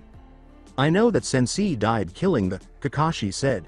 You and I both know that the Kyuubis are not dead yet, Kakashi, so skip the official story. Naruto interrupted him once more. In response, Kakashi asked, what do you mean? Naruto let out a sigh. I guess Dad never got around to tell you why the Kyuubi attacked in the first place. Not surprising with everything that happened. Hell, the third did not know the real reason until recently. Kakashi replied, perhaps it is best if you just start from the beginning. Naruto looked up and said, my mother was a Jedi, she came to this planet to escape from a group of evil Jedi called the Sith. I remember you mom saying that, but I thought she was joking about other planets, interrupted Kakashi. Naruto replied, no interrupting, anyways I will skip until mom became pregnant with me. The Sith that were after her tracked her here to this planet and was stopped from killing her by Dad. The Sith waited, and when mom was weakened because of her getting ready to have me, he went to the den of the Kyuubi, who may have been a demon but is also the guardian of the fire country, and used the force to control it to attack Konoha as a distraction to stop and hopefully kill Dad. Anyways, as you know, Dad was late getting to the battle with Kyuubi for some reason. The reason was the Sith snuck into the village and attacked mom, sending her into labor with me, mom and Dad, since the first attack had made preparations if he returned. So since mom was weakened and could not defend herself and knew what Dad was getting ready to do, took her ship and left the planet to lure the Sith away from me. Kakashi remarked, but why did she not take you? According to Naruto, I was needed elsewhere. What do you know? You don't mean to, said Kakashi. The third changed my name to protect me from Dad's enemies here on this planet and gave me my mother's maiden name when I was 5 years old. Dad's spirit came to me because I was already strong in the force and told me to speak to the third. The third took me to Dad's spaceship where I left this world and met mom. She began training me until 2 years ago. Naruto interrupted him by lifting his shirt a little and channeling enough chakra to make the seal appear. As Kakashi put it, what happened? Naruto stated. The Sith that caused all of this, named Darth Chaos, attacked a Jedi enclave we were at and killed her. I managed to escape and I returned the day before we got our team. After giving Tenten a quick glance, Kakashi remarked, you know all of this. I was told you were dead. I was to be your godfather, Naruto, or what is your actual name? Kakashi said after Tenten nodded. Naruto stated, my actual name is Naruto Kazama, but until I reach certain rules I can't claim it, so to make my life easier I am going by the name I went by for the last 2 years so I don't have the villagers trying to kill me again. In response, Kakashi asked, what are the rules? Chunan, marriager, said Naruto. Tenten replied, your other blood relative returns and claims you. According to Kakashi, other blood relative, Tenten stated, based on what Naruto was told we think we know who his other relative is, and if she returns and claims him he can go by his real name. Says Kakashi, who is it? Tenten grinned and uttered the words, Tsunade-sama. As he went pale, Kakashi remarked, if she is the third, is a dead man. In response, Naruto asked, what do you mean? What do you know about Tsunade? Asked Kakashi. Naruto replied, besides she's one of the legendary 3 and a medic nin. Nothing. Why? You mean you don't know? Tenten said, glancing at Naruto. As Naruto put it, know what, Kakashi stated. Tsunade is super strong, she can punch the ground and made a crack in it for up to a mile. Pale, Naruto uttered, remind me never get on her bad side. Kakashi responded, I am more worried about the Hokage. If Tsunade is related to you, then she must be related to Arashi-sensei. Since your mother is not from this planet, I wonder how she is related to him though. Naruto replied, we will worry about that later. She may not even be related to me, it could be someone else as far as we know, and the person I am related to could already be dead. I can sense that it's Tsunade, Tenten remarked. Naruto took a breath and replied, so what's up for no? Zabuza will be back soon and probably bring help. I know I can handle myself some, and Tenten is getting better every day. Sakura is useless as she is right now, and Sasuke is too much of an emo avenger to do anything right. Tell me about it, I just want to shove a Chidori through him sometimes, Kakashi said, leaning against a rail. Jumping to his feet, Naruto gestured to Kakashi and remarked, you think so also? Kakashi looked up and said, the only reason I put up with his crap is because the council is forcing the Hokage into it. If I had my choice, I would kick him out of the ninja program altogether. Hey, I tell you what, since I am your godfather and I feel bad about not being there for you when you were younger, how about I help you learn some new jutsu, since the report I had on your skills shows you don't know much? Naruto replied, only if you include Tenten. And what about emo boy? Kakashi glanced at Tenten and said, Sasuke has not awoken his bloodline yet, and I know I won't be able to teach you much when he does because of the council, so what I will do is give you scrolls of jutsu I want you to learn on your own. Then I will give you more when you learn the first set. I will include Tenten also, since you both will probably get married one day anyways. You have the same look as your parents. Both Tenten and Naruto were flushed, and Tenten asked, what do you mean? Kakashi replied, when I see you both, it is almost like a mini-version of Naruto's parents. Kakashi, just don't call me that name or mine and Tenten's life will get harder quick, said Naruto, who was still flushed. After giving it some thought, Kakashi said, right Ranger. At that moment, Naruto heard a beeping sound and reached into his cloak to retrieve his communicator. He then sighed and remarked, this had better be important, Tinhead. C4 was saying, sorry to interrupt Aegean, but an encoded message was just sent to this planet by subspace and relayed, and I was able to intercept it and decode it and thought you should hear it. It had video, but I was only able to get the audio decoded. Naruto looked at Tenten and Kakashi and said, go ahead with what you got. After a few beeps, a voice that Naruto recognized as Darth Chaos said, good, everyone is here. Don't get upset about this, because in the manga and the show, the real leader is never shown. Instead, they always use a hologram. I was thinking that a hologram would work well with Star Wars, just as the Raijin somewhat resembles a lightsaber. Regards. What is it you want now, leader? Said a different voice. Darth Chaos responded, has the sample weapon shipment been received in Wave Country by Gato yet? Yes, leader, they made it there last week, said a different voice. Darth Chaos replied, good, I want all of you to start preparing to find all 9 demon containers so we can capture them. Kakashi recognized the voice as Itachi, who said, but leader, the vessel for the Kyuubi disappeared almost 8 years ago and is presumed dead. Darth Chaos stated, the Kyuubi vessel has returned and is stronger than before. Itachi, I want you and Kisame to find him. I believe he is heading for Konoha and should be there soon. My sources tell me that he has changed his name to Ranger. If you can capture him, but if he fights, I want you to kill him and bring me the body. Don't worry, the plan will still work with only 8 demons.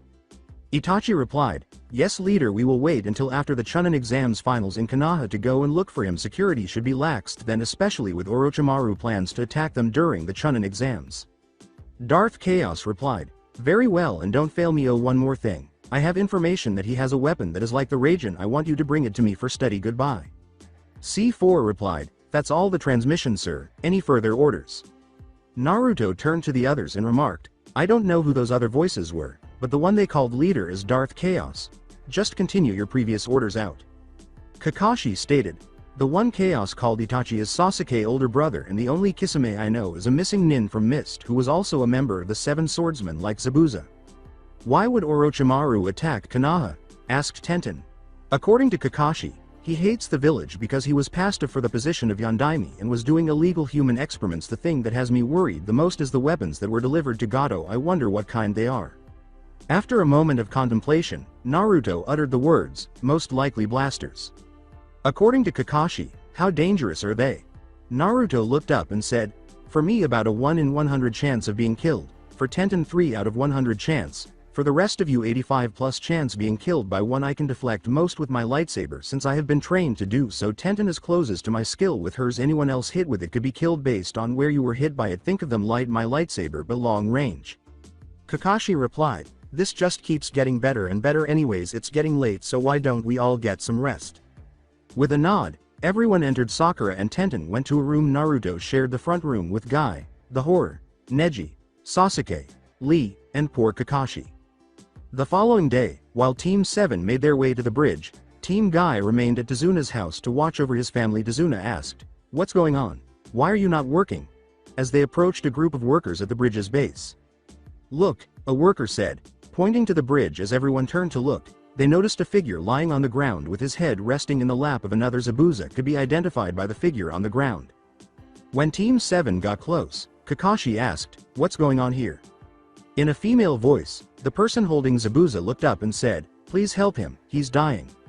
As Kakashi put it, what happened? The young lady said, please help him, I will answer all questions but he is dying and I don't know how to help him.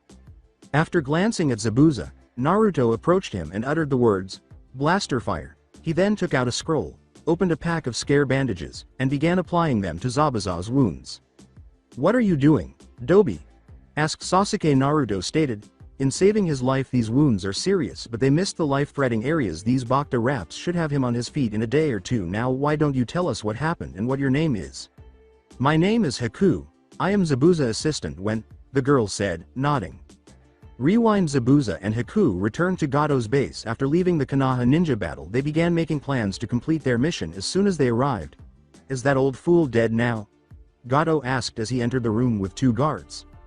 Zabuza replied, no, we only went out to judge the strength of his bodyguards. We were just discussing how to end it. Gato replied, I am disappointed in you, Zabuza. Oh well, I never planned on paying you anyways, and thanks to these new weapons I don't ever have to hire missing Nin Aegean. Gato remarked, I still can't believe what these things can do. I only bought 5 off of those men at 100 bars of gold and 10 jewels each, but it was worth it. Kill them. The two men then each produced a blaster. The two men burst out laughing, and then there was a loud roar that reached everyone's ears as Zabuza, who had just jumped in front of Haku, was struck in the back by 2 bursts of red energy. Haku made an ice mirror on the ground and caught Zabuza as they teleported away after falling through it. Finish the flashback. Haku looked down at Zabuza and said, and I brought him here hoping you might help him since I know no one else who might know how to. What do we do with them now? Asked Sakura. We should kill them, Sasuke said. They are our adversaries. Not anymore, and in addition, they provided us with some important information about Gato, Kakashi remarked. I suggest that we return home and get ready for Gato. I agree, Tsuna said, glancing at Gato and picturing himself with those wounds. Everyone, pay attention. I hope we can finish this by the end of the week, so I want everyone to take the rest of the week off.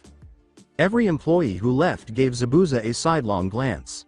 With a sigh, Kakashi asked, can he be moved?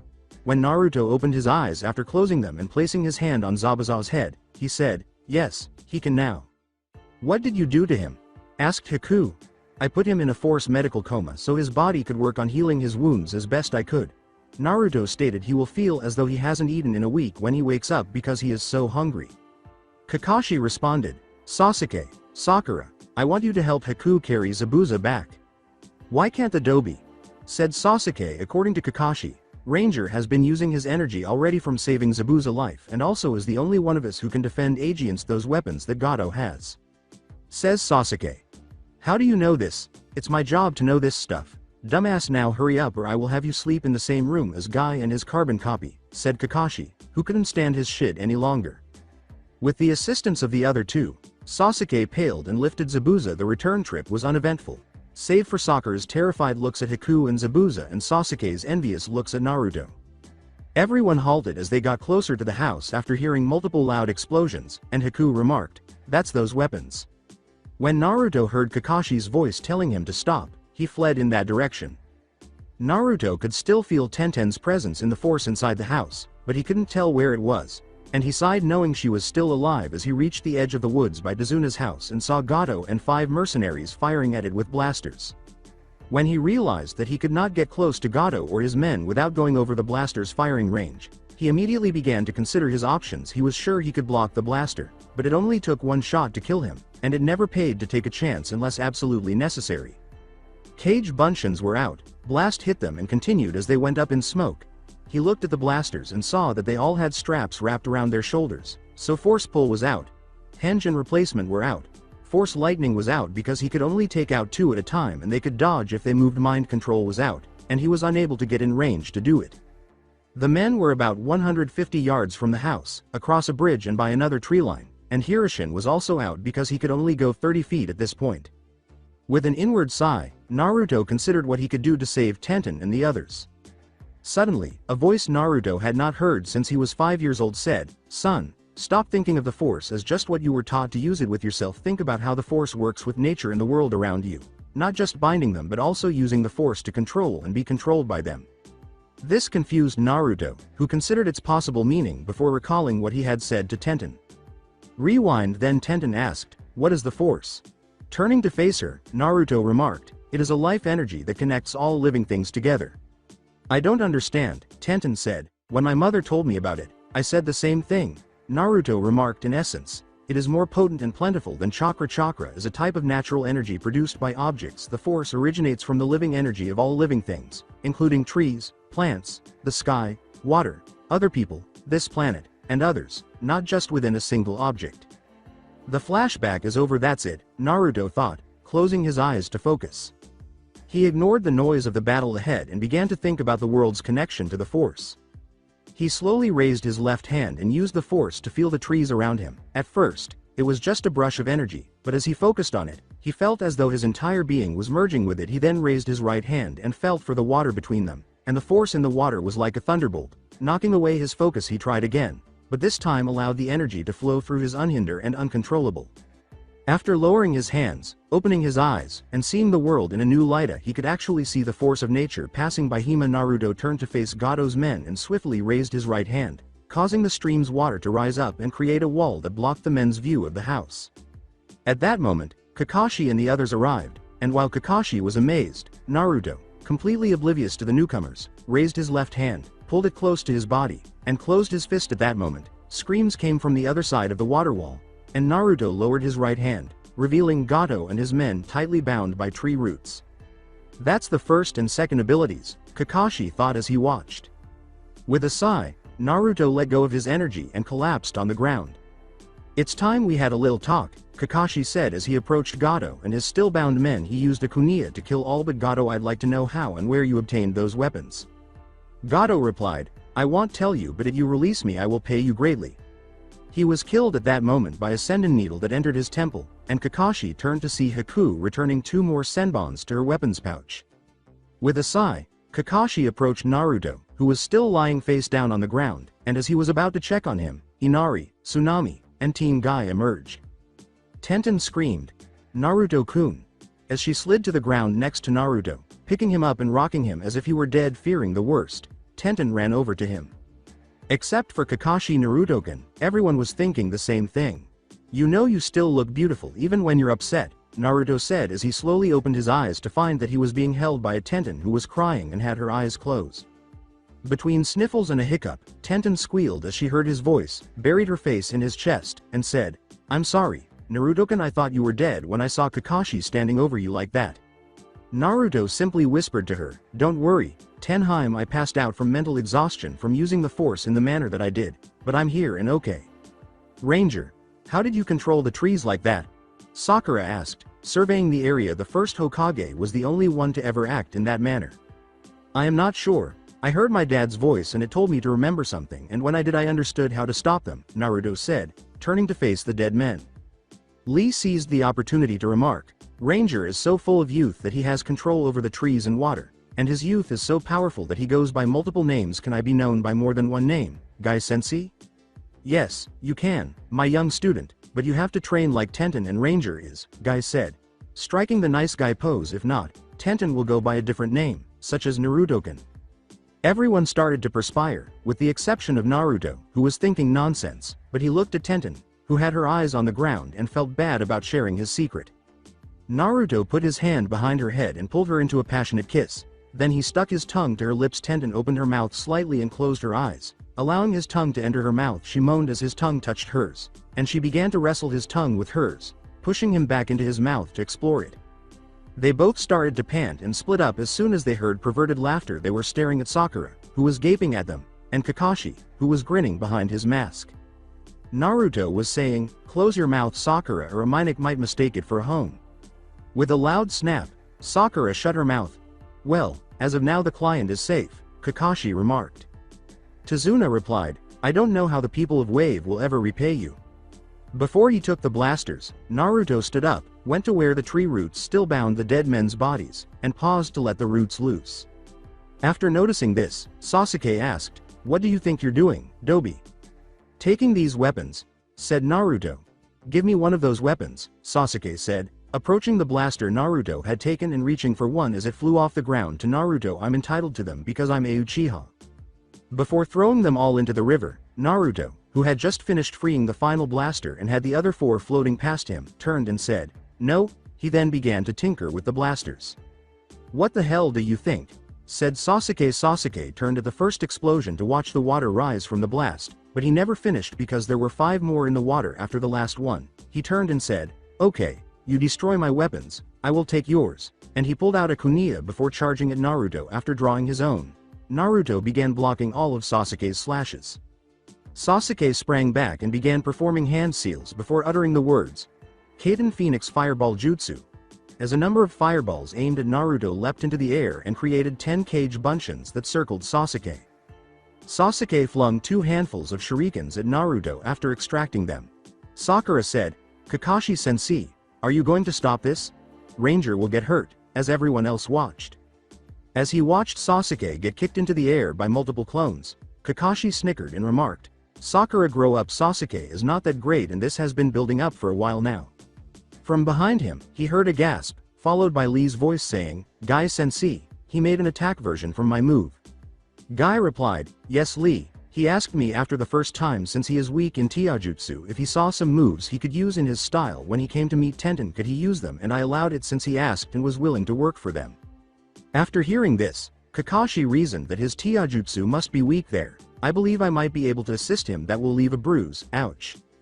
Both Naruto and Sasuke's flew backwards after striking each other's cheek with their fists simultaneously. Naruto and Sasuke both got to their knees and began to pant. Naruto thought, "What the fuck?" as he met Sasuke's eyes. Guy and Kakashi had the same idea about Sharingan. As a massive fireball blasted at Naruto, Sasuke began to make seals once more and yelled, "Kaden! Grand Fireball Jutsu!"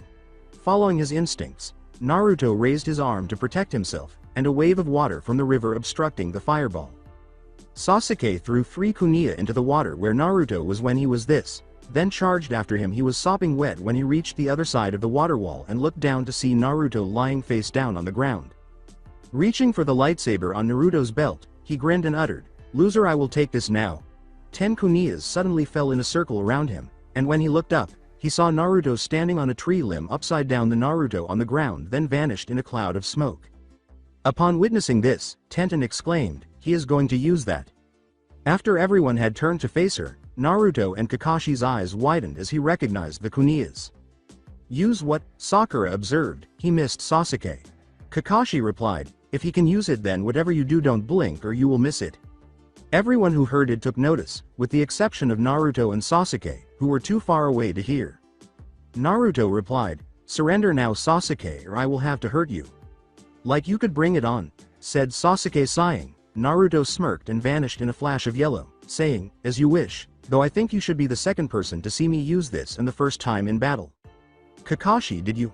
said Guy, who recognized it right away, but he stopped when he saw Kakashi shake his head no and turn around to see another yellow flash.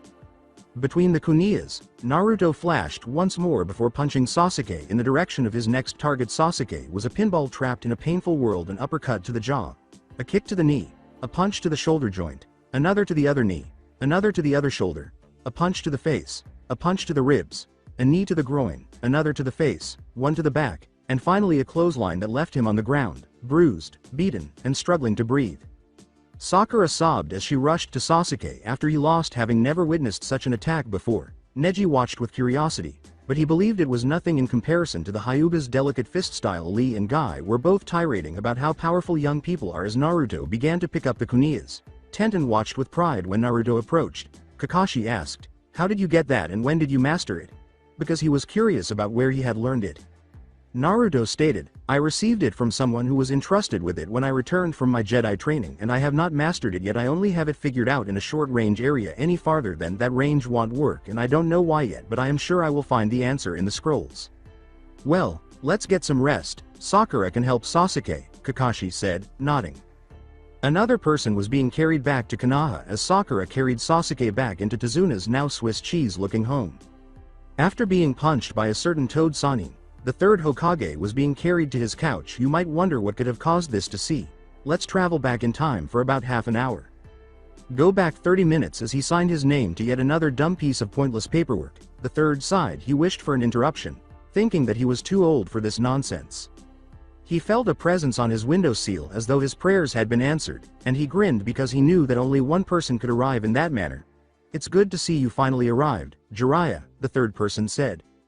So you really were looking for me? To what do I owe the pleasure that you would send out 3 different units of ABNU looking for me? Jiraiya said as she entered the window. The third individual replied, someone has been looking for you ever since he has returned. Jiraiya replied, a lot of people are looking for me, but what makes this person so important for you to summon me? He's the son of your former student, the third person said. Jiraiya turned and said, explain what you mean, you old coot. You told me he was dead. That stopped him as he was heading back toward the window. Sighing, the third said, well, the thing is that I lied to protect him, but it was a mistake. Jiraiya replied, I can understand protecting him from his dad's enemies, but why was it a mistake? The third individual replied, you met him when he was a few days old, but I told you his name I gave him based on his mother's maiden name. After giving it some thought, Jiraiya turned to face the third and uttered, the Kyuubi brat. Yes, he returned a little over a month ago and has fallen out in his family steps, the third person said, nodding. Jiraiya replied, you mean he is a strong ninja? I can believe that. The third replied, you misunderstand me. He is a ninja and is getting stronger, but he is a Jedi like both his parents. After glancing at the third irate, Jiraiya asked, how? The third replied, when he was 5 I took him to a ship his parents sat for him and he took it and met his mother. She trained him until 2 years ago when she was killed by the same people who caused Kyuubi to attack. With a nod, Jiraiya asked, so why does he want to see me? The third individual replied, his mother Elisa told him to find you when he returns. However, that's not the only reason I called you here. According to Jiraiya, really, what else? The third individual stated, he is looking for his only known living relative, but I know he has 2 living relatives. He does not know it and I have been lying to him about it, but the time has come for them to know. What does this have to do with me? Asked Jiraiya. The third individual replied, one of his relatives is your former teammate Tsunade. I know the truth because I helped keep her secret all these years.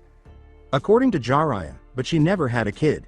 The third replied, she actually had 1 kid and I told him on his wedding day who his parents are, but never told them out of respect for their wishes. After giving it some thought, Jiraiya remarked, so Arashi was Tsunade's kid. If I had known then I could have ragged her about it. Man, the blackmail I missed. Yes, that is one of his 2 remaining relatives, but his grandfather is also alive, the third person said, coughing. Jiraiya replied, really, who is it? I want to kick his ass for not being there for Arashi. That boy was like the kid I never had. Funny you should say that. His father actually is you, the third person remarked. Put an end to the flashback. That's not funny, you old coot, Jiraiya said, glancing at the third who was holding his nose to stop the blood. The third person replied, it is not a joke. Remember when Dan died and Tsunade started drinking and you both shared a night together? After giving it some thought, Jiraiya remarked, yeah, I remember barely, but I thought it was a drunken dream. The third individual replied, it was not, and Tsunade became pregnant with Arashi then. Jiraiya replied, but why did she abandon him and how come she never told me? The third replied, we were at war and Tsunade did not want to tell you she was pregnant because when she found out she had done left the village vowing to never return. She did return when she entered her 9th month of pregnancy, and it was during that time that he attacked Konoha itself. Tsunade worked herself into exhaustion and passed out, which caused her to go into labor. I had to deliver the baby myself, and after she woke and saw all the wounded and could not feel the child any longer, feared the worst and thought he was dead. According to Jiraiya, and you let her believe it? The third replied, I did not see here for 12 years and by that time Arashi was already a ninja and training under you. I chose to sit back and let things along. Jiraiya replied, left things alone? Are you out of your mind? First I find out that you let me and Tsunade both live our lives without our son and then had a chance to make it better for our grandson and then screwed his life up also. I am out of here. Where are you going? Asked the third. Jiraiya replied, I am going to find Tsunade and tell her just enough to get her back her so you can explain everything. The third went pale as he walked away, thinking, I suppose I'll see you again soon, my young friend. Back in Wave Country the following day, both teams 7 and 9 were seated on the bridge, observing the entire village come out to assist with the bridge. In just a few minutes, Guy and Lee were able to inform everyone in the village about Gato's passing because of their youthful strength. Although they were back up, Haku and Zabuza were conversing with Kakashi. Sakura was spoiling him, or rather, pestering him for a date, while Sasuke was moping with bruises all over his body and unable to walk without a pair of crutches that Kakashi had gotten somewhere, while Lee and Guy assisted in moving support beams throughout the building site. Neji was rehearsing his katas in the gentle fist style. Right now, Naruto and Tenten were waterwalking and practicing with their lightsabers down on the water. Naruto parried the ensuing thrust after blocking a slash from the left. Then, before his hands made contact with the water for the first time, he leapt back onto a handspring, deactivating his lightsaber. When he sprang up, he ignited it and deflected a downward strike from the Tenten's lightsaber. Good, your form is getting better, now let's try your defense, he said, shoving her lightsaber aside before launching a spinning slash toward her midsection that, had she not been able to block it with her weapon, could have sliced her in half. In a test of strength, they were tied up when Naruto ran his blade down hers until it was off, which caused Tenten to lose his balance. He then backslashed the blade away from her into the air, grabbed it, ignited the weapon, and held it by her neck before deactivating both of them. He exhaled and said, that was good, but you let the sudden change in pressure be your downfall. Never match a person with all your strength who is stronger than you. It will cause you to overbalance. Other than that, your instincts are sharp as well as your skills from using a regular sword. With a bow, Tenten remarked, thanks, though I wish I had not been defeated so easily. Both of them turned to face Zabuza and Kakashi, who were clapping down at them. Zabuza replied, you both have skills, but I notice you both have flaws in your forms that I can help. In response, Naruto asked, what do you mean? Kakashi stated, I decided to ask them to join Konoha. I can assure them safe passage since the Hokage owes me big time right now. When Naruto and Tenten heard this, they both snickered, and Sasuke asked, why do they get a special trainer? Kakashi took a breath and said, I am going to have to spend some time with you teaching you how to use your bloodline now that it's awakened, so Ranger and Sakura will both have to start learning from scrolls that I will make for them while I get you familiar with it. Sakura remarked, that won't be necessary, Kakashi-sensei. I will watch you train Sasuke, so don't worry about me. After Naruto nodded, Tenten said, can I please? As everyone turned to stare at her. Sakura screamed as Naruto shook his hand and 2 senbon needles flew at her, striking her on each breast. It wasn't blood that covered her, rather, her dress was covered in water after the 2 balloons she had wrapped burst. Nearly everyone chuckled at her situation. Neji was the only one who did not laugh, stating, I already knew it when I saw her with my bloodline. Sakura ended up stabbing herself in the arms after crossing her arms and forgetting the senbons were still in her wrapping. Everyone started to perspire at this point, and Zabuza questioned, how did you know? Haku replied, because of my bloodline I can detect all sources of water, and so when I saw her before we attacked I detected it then. The gorgeous Sakura blossom was actually a guy. No, Lee cried out. Sakura let her inner Sakura out, yelled, I am not a guy, and charged Lee, who was still crying, forgetting about the wounds on her arms. Tenten grabbed the chance and used force to untie Sakura's laces, and Naruto turned to watch Tenten use force. When Sakura tripped over her laces, she flew at Lee, who ducked away, assuming she was still a man. Sakura then landed on Neji, who was lying on the ground, meditating. Just as the two were about to kiss, he glanced up. I guess I was fated to marry you, Neji sighed. There was a collective huh. At that, Neji continued, a law in the branch family laws state that if someone of the opposite sex can get through their defense enough to kiss them, then they're both to be wed to balance out each other's weaknesses. Also, since you are a non-Hyuga, then you will have to quit being a ninja so the clan can protect you. Sakura broke down in tears. No, I don't want to marry you. I want to marry Sasuke. Kakashi-sensei, can he force me to do that? He can. The laws of Konoha prohibit anyone from interfering with clan laws, smirked Sasuke. Naruto stated, she is not even worried about giving up being a ninja. I can't believe that happened like that, Tenten sighed. What were you controlling anyways? Asked Naruto. With a smile, Tenten remarked, her laces. Naruto glanced at Sakura's feet, which were shedding perspiration and acting like a 3-year-old who isn't getting what he wants. When Tazuna approached, she said, I appreciate the show you are doing for everyone, but you are actually stopping work. They both disappeared in a blur after Guy said, sorry about that, Lee. Let's use the power of youth to help them.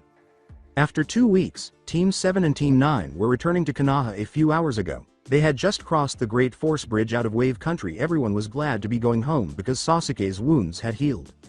Zabuza turned to everyone and said, "Hey, if you don't mind going a little out of the way, there is a hot spring gambling town about a mile east of here and I need to pay off a debt there before we head to Konoha. If you want we can all go there to rest before getting back." Everyone concurred, and a sizable crowd was waiting at the village gates. When they arrived, Zabuza asked, "Dwayne, what is going on here?" After spotting the man he owed money to. The individual Zabuza summoned approached them and stated, "A blonde-haired woman went on a rampage a little while ago and destroyed half the town. She was with a black-haired woman and some old guy who had a scroll on his back screaming how she was going to kill her sensei." "What exactly did they look like?" asked Kakashi.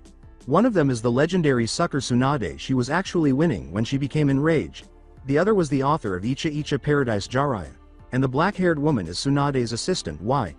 the man asked after he had been thinking for a while. Tenten, Kakashi, and Naruto all became intrigued when the names were mentioned, and Naruto asked, "Which way were they heading?" "Konoha," said the man after saying, "Thanks," and bowing. Naruto took off, Tenten following him. Kakashi said, "Guy, here's a challenge for you. If the entire group can make it back to Konoha before Tsunade gets there, I will give you credit for this one." Everyone else was perplexed. "Lee, take them off and carry Haku. I shall carry the Sasuke and Sakura," said Guy, who had become alert and had dropped his weights. After Lee dropped his weights, the two men vanished, leaving Kakashi and Zabuza, who had just finished paying off his debt. Neji was already in the air. As they dashed through the trees, Zabuza turned to Kakashi and asked, "What's wrong?" As they accelerated their flight, Kakashi remarked, "If my guess is correct, then the Hokage is about to get his ass whipped." It was a calm day back in Konoha. With the birds chirping and the wind blowing, Gambunta landed in the center of the village with a person holding his enormous sword in her hands. It was just another ordinary day in Konoha. But wait a minute, a person riding a 200-foot-tall summon creature and carrying a 60-foot-tall sword lands in the center of the village and heads toward the Hokage Tower. That's not something you see every day. A scared white-haired man, a cowering black-haired woman, and an even more scarred Gambunta with a black eye are left behind as the woman's sword slices into the tower on the floor of the Hokage's office. As Gambunta lands outside it, he looks up at Jiraiya and says, "If you live through this, let me meet your grandson," before vanishing in a puff of smoke. The sound of fighting and yelling could be heard as the other two riders entered the tower. We'll check the aftermath in a little while. Let's take a look inside the Hokage office. On second thought, this scene is too violent for me to describe right now. A giant frog and what looked like a huge sword protruding from the Hokage's office vanished as Team 7 and Team 9 reached the gates of Konoha. Then Tenten said, "What the hell?" as Kakashi lands behind them. Naruto shrugs his shoulders and asks, "What's wrong?" Naruto stated, "When we got here, a huge frog disappeared and a sword was sticking out of the Hokage's tower and it disappeared also." Kakashi said, "Hurry," as he took off toward the tower, everyone following, ignoring the guards at the gate who were staring. The scene is so messed up that ABNU is too distracted to notice a missing nin from the bingo book running through their village while carrying a 6-foot-tall sword. Kakashi paled as he recognized the original 10,000 years of pain from which he made the 1,000 years of death. Both teams arrived outside the office to find 22 ABNU on the ground with their masks broken, along with several Chunan and Junin ninja with black eyes, broken bones, and several foreign objects protruding from some of their butts. The group walked slowly to the door, and everyone was unsure of what to do. A white-haired man cowered behind a black-haired woman, and a woman with her fist pulled back, holding the Hokage by the neck, as both doors suddenly fell to the floor, their hinges broken from a punch they had previously received. Everyone in the office stared at the newcomer, and as he passed out, the third person, who had a black eye, multiple missing teeth, and an arm that shouldn't have bent that way, said, "Oh Naruto, we were just talking about you." After dropping him with a sigh, Tsunade turns to face the group, gasping when she sees Naruto, who she believes resembles my younger brother because his hood has fallen back running. "You must pack one hell of a punch," Naruto said as he entered slowly and assessed the damage. "Could you now identify yourself and explain your attack on the elderly man?" "My name is Tsunade and I was told by Sensei here you are my grandson." Tsunade sighed as she sat down on the desk that had fallen off its legs due to damage on one side. After glancing at the third, Naruto remarked, "He told me he did not know if you really were related to me without a blood test. In other words, give me your hand." When Naruto reached out and felt a stick more quickly than most people could see, Tsunade's hand began to glow green, and she looked up at him and said, "It's true." Then she approached and kicked the Hokage, causing him to collide with the wall. "Who are you?" Naruto asked, turning to face the other two residents. Tsunade replied, "The black-haired woman is my apprentice Shizune, and the old pervert there is kind of hard to explain. I am the man who is loved in the north, southeast, and west," Jiraiya declared as she got to her feet. "The man who can make a baby cry and any woman blush, Icha Paradise's author." And everyone started to perspire, with the exception of Tsunade, who was laughing uncontrollably, as Naruto struck him with a lightning bolt, electrifying him. Jiraiya said, "What's wrong with you, Gaki?" As Naruto ceased his attacks. "In what way does that honor your grandfather?" Naruto halted his stomping and uttered, "Grandfather, Mom asked me to electrocute you for spying on her the first time I saw you, so you would know I was her son, and I was told you were a pervert." "Everything's okay now," Kakashi said, pausing to cough. "When the Hokage awakens, I will present him with the report." Sasuke visits the hospital and is examined. Sakura goes to investigate the situation with Neji. "That's very hip of you, my eternal rival," Guy remarked. They both departed after saying, "Come, Lee, we have training to do." After giving everyone a final glance, Kakashi said, "I will return later," and he took Zabuza and Haku with him as he departed in a whirl of leaves. "Are you going to leave also?" Tsunade asked, glancing at Tenten. "Tenten is my apprentice and," declared Naruto. "According to Tenten, girlfriend, Tsunade-sama. Aren't you both a little young to be dating?" Tsunade asked, glaring at them. Naruto stated, "We have a choice. More crucially, we need to talk about what to do right now." Tsunade stated, "I just find out that the son I thought died at birth was alive for most of my life and then died killing that evil Kyuubi and left a grandson I never knew about." After surveying the space, Naruto remarked, "Perhaps we should go someplace more private to talk." "Naruto," said the third awake person, "maybe you ought to take them somewhere more private, like your apartment." Tenten said, "What about the coming war?" as Naruto nodded. In response, the third person said, "Perhaps I should come also so you can explain that to me." This stopped everyone from moving. When everyone was inside, Naruto and Tenten went to the kitchen to begin preparing tea, and Tenten said, "Go ahead," as Jiraiya sighed and picked up the third. They all then left by the new window the third had in the wall. "When it's ready, I'll bring it out." Shizune was healing the third because Tsunade was still too agitated to heal him, and Naruto said, "Thanks," before returning outside to join the others. The third said, "Perhaps you should start with what wore Naruto," while coughing. "I left my droid on my spaceship Pathfinder when I got back to the planet," Naruto said, nodding. "I had him look for any ships coming or going from the planet, but he was also looking for any messages coming from or going to other planets. When C4, my droid, picked up a ship departing the planet, we had just reached Wave. As you can imagine, Darth Chaos is the only other person I know who ought to visit this planet in addition to myself." Tsunade asked, "What are you talking about? Spaceships, droids, and who is this Darth Chaos you are talking about?" After the third person nodded. With a sigh, Naruto asked, "Tell me how much you actually know about your grandfather and his brother, Granny." She looked at him and said, "I knew them both for the first few years of my life until they both died." Tsunade was upset because being called Grandma made her feel old, but she decided to let it go for the time being because that's who she was. "Why?" Naruto replied, "Do you know where they came from originally?" "Not really," Tsunade remarked. "Prior to that, I'm not sure, but I do know that they brought the first people from Grass Country." "Why?" Naruto stated, "From what I was told from my mother as well as a few other places, I was able to find out that both the first and second were Jedis like myself and my parents." Putting down the tea, Tenten remarked, "I would believe that after what you did in Wave, controlling both the water and trees like that. In response to this, the Tsunade said, "We will discuss that later, but what were you saying?"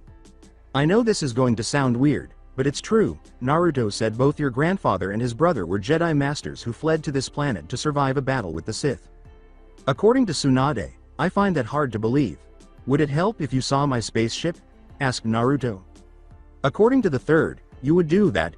Everyone followed Naruto as he nodded and said, "Follow me."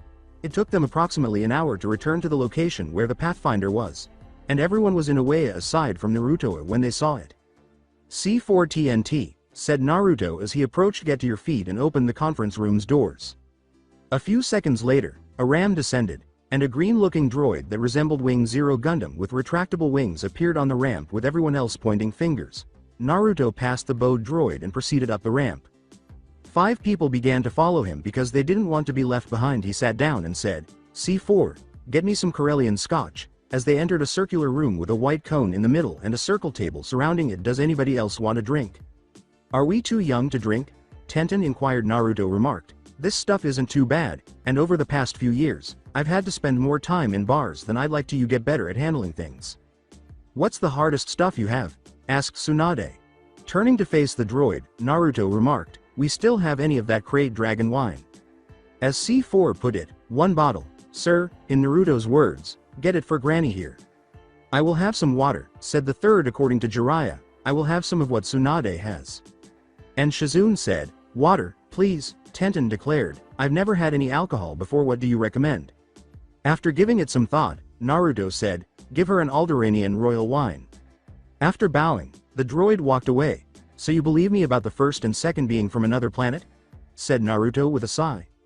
Yes, Tsunade replied. Why don't you tell your story further? Basically, you can stop acting like Kyuubi was killed by Dad. Naruto said he wasn't, as we all know, but it won't be long before he is. The third person asked, what do you mean? Naruto recalled that Kyuubi had rescued him from Darth Chaos. I would have perished from the methane gas I inhaled after walking into a trap he had set up. Kyuubi lost his ability to regenerate chakras when his father sealed him into me. So the more he puts into my system, the less of it he truly has, in addition to the minor healing ability and the harm the villagers caused me before I left. You have a bone-dried Kyuubi who will perish the next time I need to use his power. So you're the kid he sealed that beast into, Jiraiya said. Good riddance, I say. After giving Jiraiya a stern look, Naruto remarked, Kyuubi was actually innocent until Darth Chaos used his powers on him and forced him to attack so he could kill Mom and Dad. At that moment, C4 returned with the drinks and distributed them to everyone. Is this the same guy you said ambushed you? Asked Tsunade. Naruto acknowledged that he was also responsible for Mom's death, was accountable for Dad's demise and innumerable others. What is this about a war? Asked the third. Turning to face C4, Naruto asked, did you record that transmission? Everyone heard C4 say, of course master, and key some items on a table. The third person recognized Itachi's voice. The third individual replied, well, we will have to prepare for the war as well as the visit. Tenten remarked, I hate to ask now, but what plans do you have to allow Naruto to use his given name? When I thought he had died after controlling the water and plants the way he did, I kind of called him Naruto to wave during our mission. That's up to Jiraiya and Tsunade, the third person said. Jiraiya questioned, what do you mean? The third individual replied, the only way Naruto can claim his actual birth name is to either get married, achieve Chunan, or have you claim him publicly. Tsunade cracked her knuckles and uttered, I have no problem claiming him, and I know the pervert over there won't disagree. Pale, Jiraiya said, no problem, Tenten said, good, with a smile. Naruto-kun, I detested having to call you Ranger. Naruto remarked, it has a kick, huh? Tsunade took a big gulp of her drink without giving it much thought, and then she had to dive for Shizune's water immediately after. Tsunade whistled and performed a medical jutsu on it before declaring, this thing is 98% pure liqueur. When Naruto noticed something during the brief floor performance, he said, Granny, I was wondering if I could see that necklace you have. As she handed it to him, Tsunade glanced down at it and appeared hesitant. He took out his lightsaber, sat it on the table, opened it, looked at the crystal, grinned, and asked, where did you get this? It's my grandfather's, Tsunade said. Why? After giving Tenten both of the crystals, Naruto disassembled her lightsaber, compared the crystals, and then whistled. This one has even better power formation than either of ours. That's the crystal of a dual lightsaber, Naruto said, nodding. Tsunade questioned, what do you mean? Do you mind if I borrow this for a moment? Asked Naruto. Tsunade paused to think before responding, well, okay.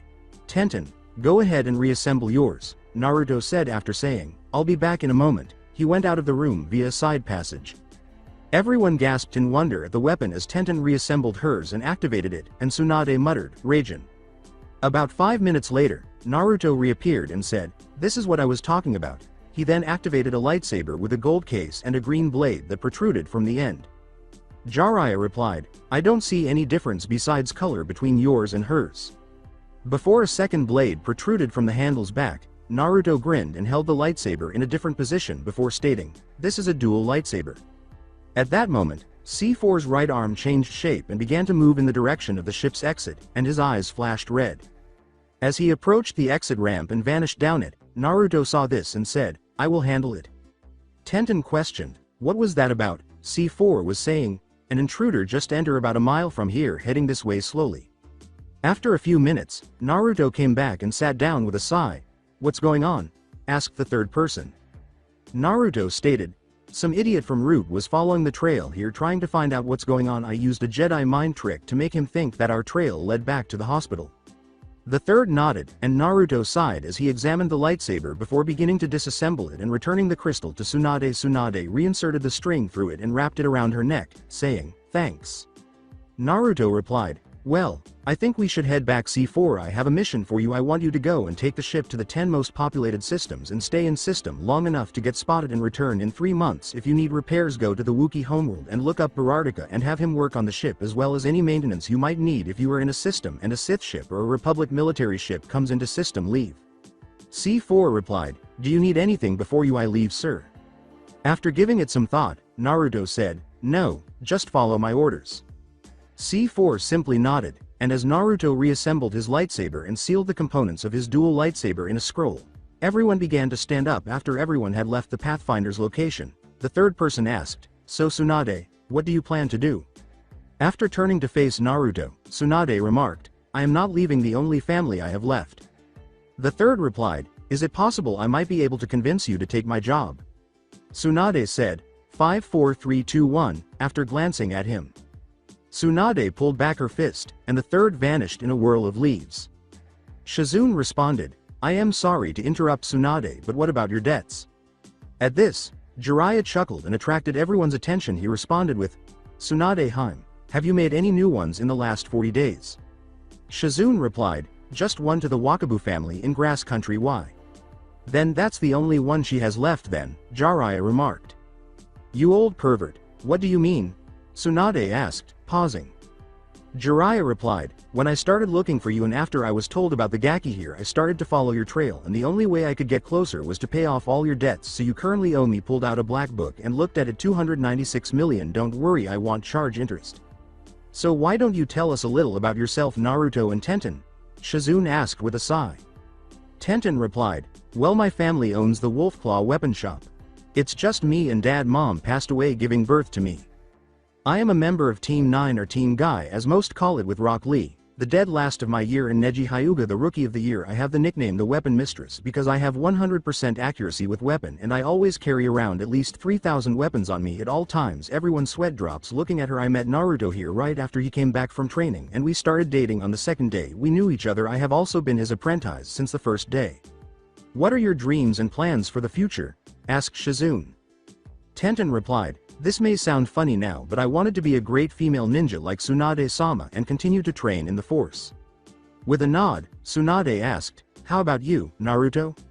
Naruto stated, "I was trained from the age of 5 by my mother until 2 years ago when she was killed in the Force, and also what she knew about chakra. I know henge, replacement, cage bunshin, tree climbing, water walking, a genjutsu that I always wear on my face, and I have been trying to master the Hireishin no Jutsu. I also know how to use sealing scrolls, but I don't know anything about how to make them or what the seals actually mean."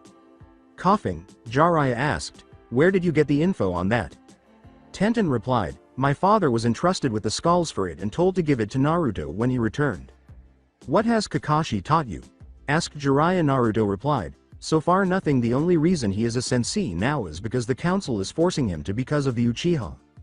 Tenten replied, "Don't forget he said he would give you some scrolls since he found out you were to try and make it up for not being there." "I know, but I'll believe it when I see it," Naruto remarked. Jiraiya replied, "How would you like it if I taught you everything I taught your dad?" Naruto replied, "I would like to, but I can't just abandon Tenten training also." Tsunade replied, "Actually I was thinking, Tenten, how would you like to train under me as well?" "I would like that, but don't you want to teach your grandson?" Tenten asked, glancing at Naruto. As Tsunade put it, "I will just teach his future wife instead." "Why does everyone say we are going to get married?" Tenten asked, flushed. "You make too cute of a couple," Shizune remarked. Naruto replied, "I don't think it's that far-fetched of an idea someday." Tenten said, "Are you sure about that?" as he paused. "Only if it's with you forever," Naruto remarked. "According to Tenten, I would like that." Tsunade replied, "Great, then it's settled. The pervert here will take care of teaching Naruto and I will take you on with help from Shizune here." "Don't I have an opinion?" Shizune asked, Of course, don't you want to help? Tsunade said. Shizune responded, of course, I just would have liked to been asked first. Everyone chuckled. Naruto looked at the adults as they arrived at an intersection and remarked, I guess this is where we part ways. As Tsunade put it, why do you say that? Naruto replied, well, Tenten lives at her family shop and my apartment I am renting from the third is not big enough for everyone, so I figured you all had some place you would want to stay. Tsunade replied, yes, your family estate's near the Hokage monument, go ahead and stay at your place tonight, but tomorrow we will move you in. After saying goodbye with a smile, Naruto walked home, kissed her goodnight, and went to bed. Naruto's life has been quite busy over the past month. He started by relocating to the Guardian Estates. The two Hokages who guarded the village during its gloomy beginnings are the reason it was given that name.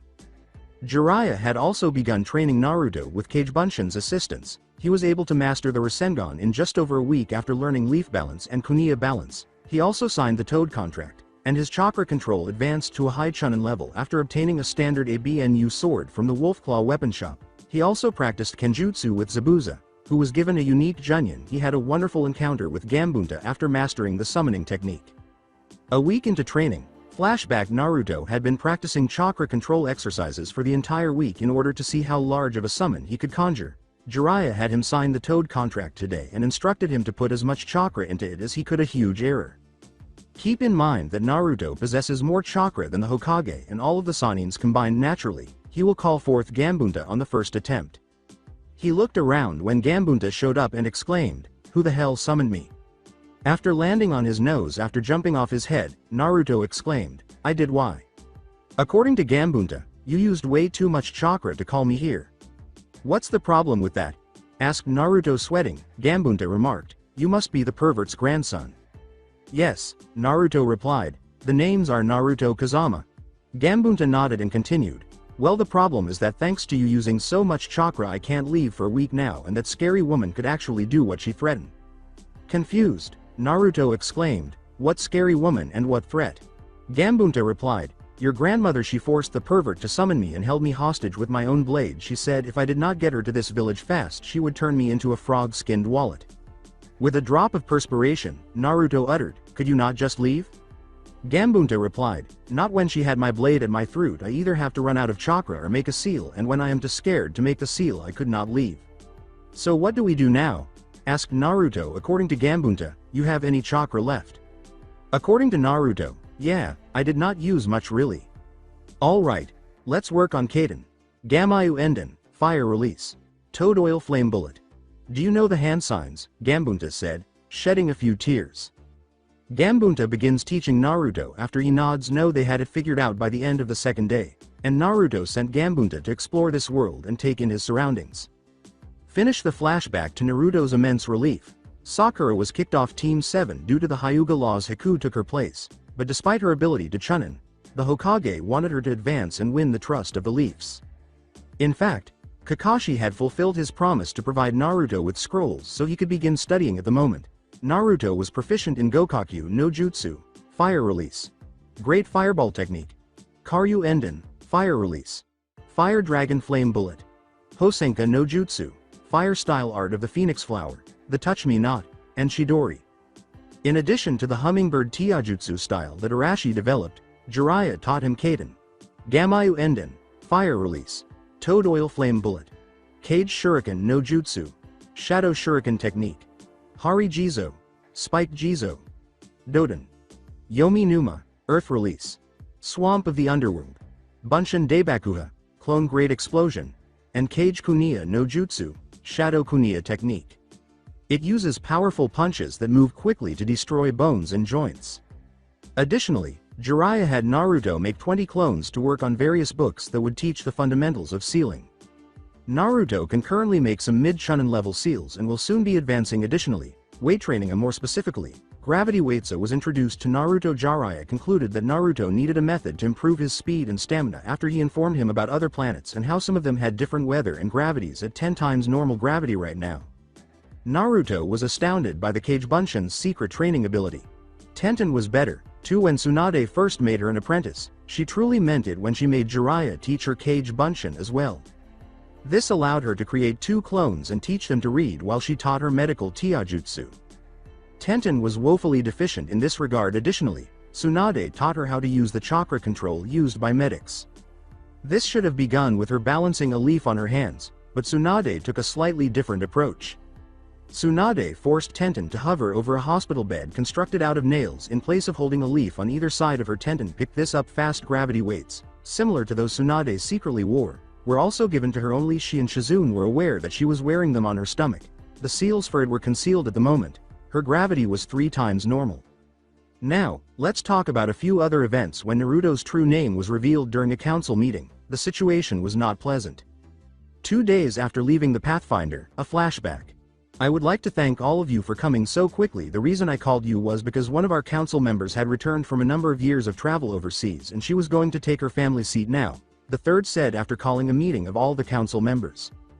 Danzo replied, "Is that all you called us for, you old idiot? You could have passed a memo to all of us instead of wasting our time." The third replied, "Actually I could not because of certain rules. The seat she will be taking over was filled by a temporary member and now that member has to be dismissed from the council." Smiled, Danzo asked, "And who is this unfortunate person?" "Actually, it's you, Danzo," the third said. Danzo's smile dropped and said, "That's not possible. I was given the posting for the founders of Konoha, and since Tsunade is the only member of that family left and she hates this village, I believe you are mistaken." Since Danzo was one of the main powers against the Hokage on the council and many civilian members would have been out long before this, the third person said, "Let her in." An ABNU then opened the door to the council chamber and Tsunade entered, which unnerved a number of people. Danzo did not give up without a fight. "You seem to have forgotten something about that particular law, Saratobi. For it to work, the person either has to be of child-barring age or has an heir to his or her family. Tsunade is past her child-barring years and never had a child, so it can't be enforced." Tsunade continued, "For a person who has his own little army, you don't keep very good records. I did have a son and you all knew him even though he had a different name for his safety." When Danzo realized how possible this was, he said, "Then who might this person be?" According to the third, her son was Arashi Kazama. Many members were shocked by this, believing that if it were true, it would explain his strength. Danzo sat down with a broad smile and his arm folded, saying, "But as we all know, Arashi did not have a child, so you lose." Tsunade chuckled and remarked, "Your information was terrible there as well. In less than a year, my son will be stronger than everyone in this room because he has a child. Indeed, he has previously been the target of a murder attempt by this very council." "That is a lie," Hiashi said. "Nobody on this council has ever attempted to murder a child." The third replied, "Actually it has tried to kill him 616 times by the last record before he left to begin his training with his mother in her family's special abilities." Inoichi stated, "Before we delve any deeper into these accusations, I have a question. What did you mean by saying that he will be stronger than everyone here in less than a year?" "Well, let's do a little background on him," Tsunade said. "He recently discovered the key to his brother's and my grandfather's unique powers to manipulate water and plants. He is nearly a master of Hiraishin no Jutsu. He is now training on the Rasengan under his grandfather, Jiraiya of the Sanins. He has almost perfected all of his mother's unique skills, which are comparable to Hiraishin's damage, and in less than a year, the thing his father did to him on the day of his birth will be finished. This is the exciting part that you will all adore. He will have total control over the power that was enshrined in him on the day of his birth. Once that timeline is up, does anyone know what that power was? Let me give you a clue. Our village was attacked nearly 13 years ago. So we have a person who has not only 2 potential bloodlines, but also mastered a jutsu that can decimate over 1,000 ninja in less than 5 minutes, along with other skills that rival that power and the full power of the Kyuubi no Kitsune under his control," Shikamaru's father said, his eyes wide for those who were considering attacking him. "To put it simply, I've got 2 words for you. If you irritate him, we were fucked."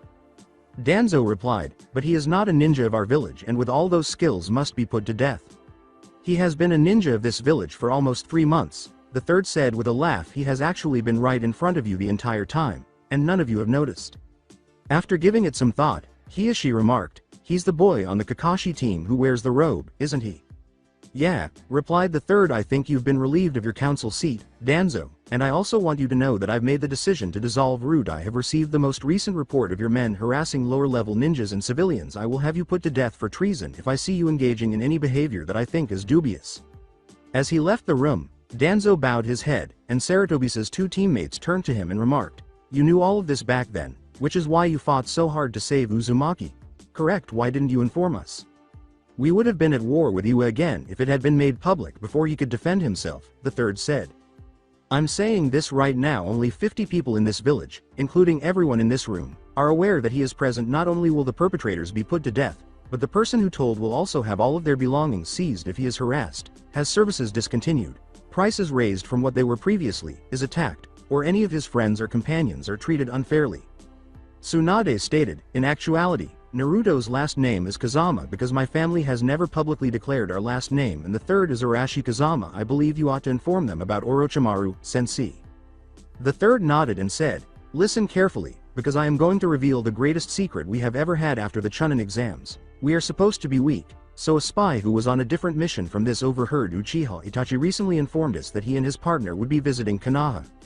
One of the civilians asked, why are we supposed to be weak then? The third individual stated, Orochimaru is planning on attacking the Leaf Village at some point during the Chunan exams with an army. The third council member sighed and said, I have decided that since I know I will be one of his targets, that if I should die I will have Tsunade act as Hokage until she finds a suitable replacement also. There were gasps coming from all 36 council members. She can use her abilities to help the Leaf recover from the harm that will undoubtedly be done to it. Why not nominate Danzo?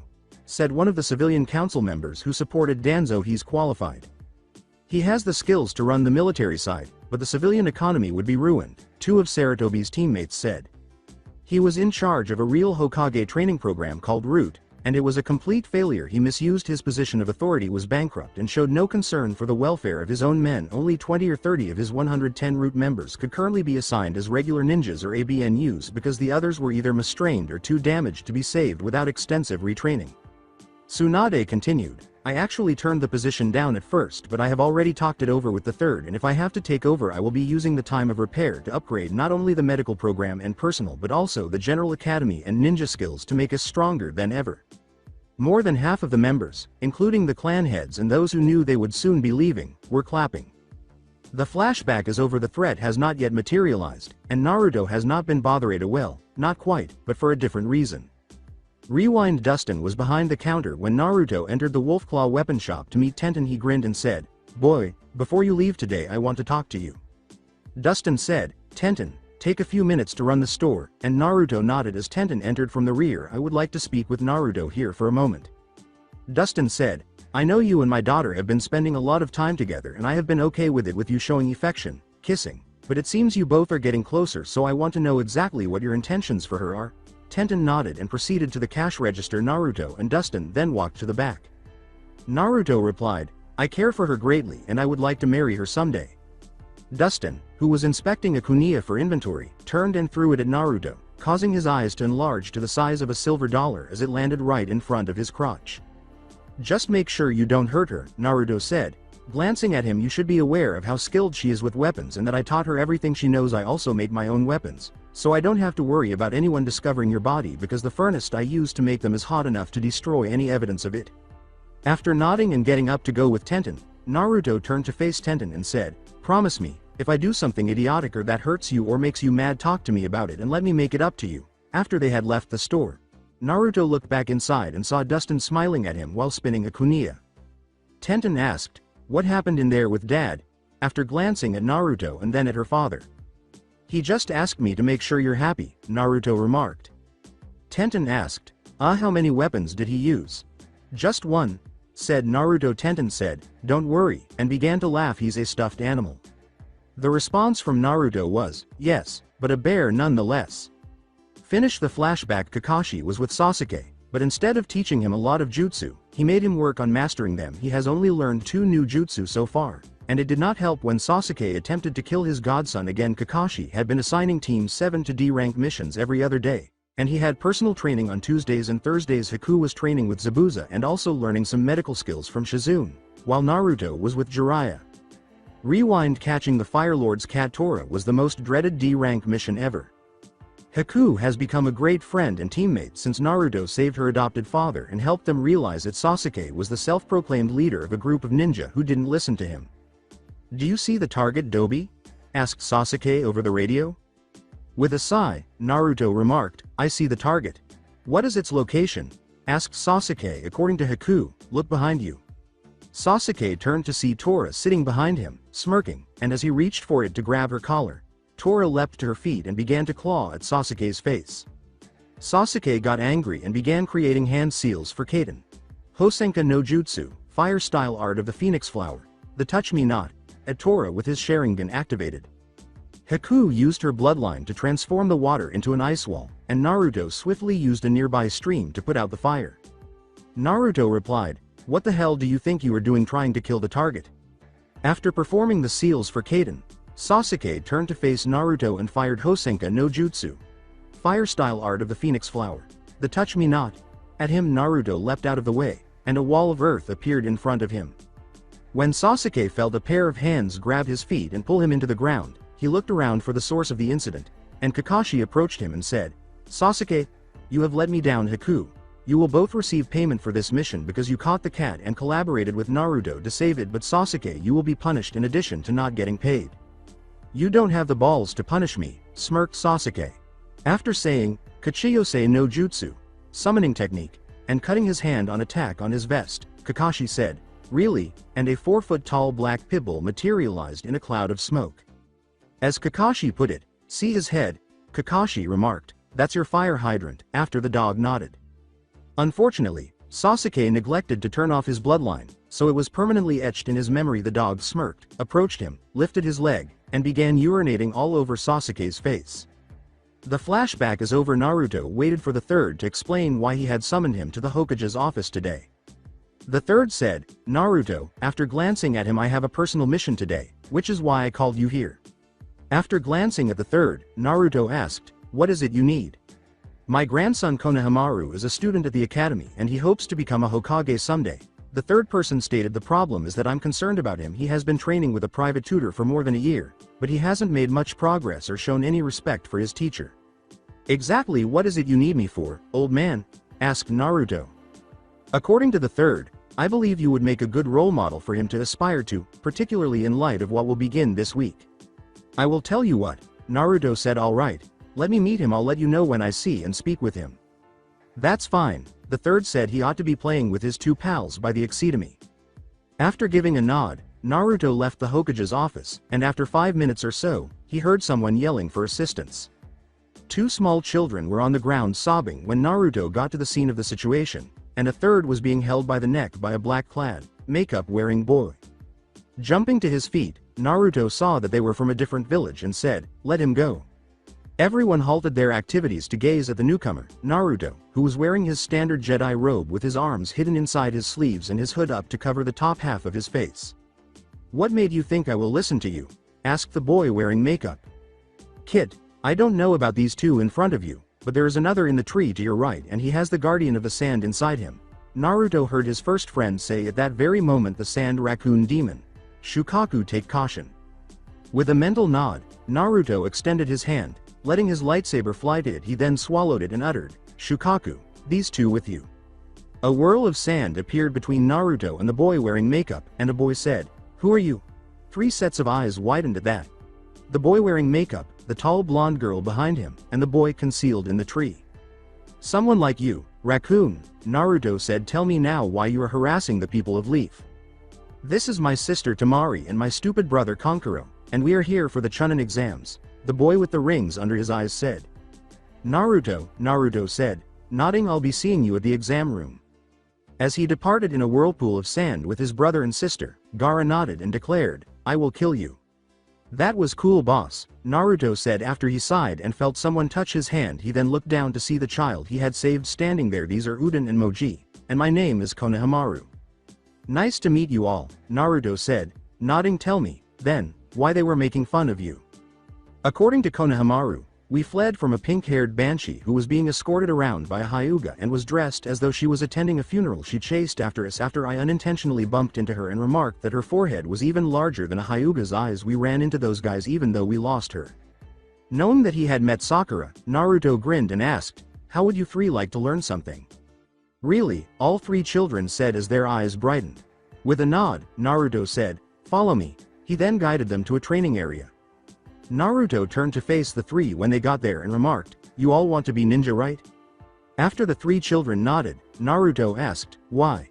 Moji replied, "I want to show my family you can still use our family jutsu without eating all the time." Uden stated, I like coming up with plans to help my friends stay out of trouble and outsmart people who only are nice to us because Konohamaru is the Hokage grandson and want to use him to get on the Hokage's good side. Konohamaru stated, I want people to respect me for me and not for being the honorable grandson.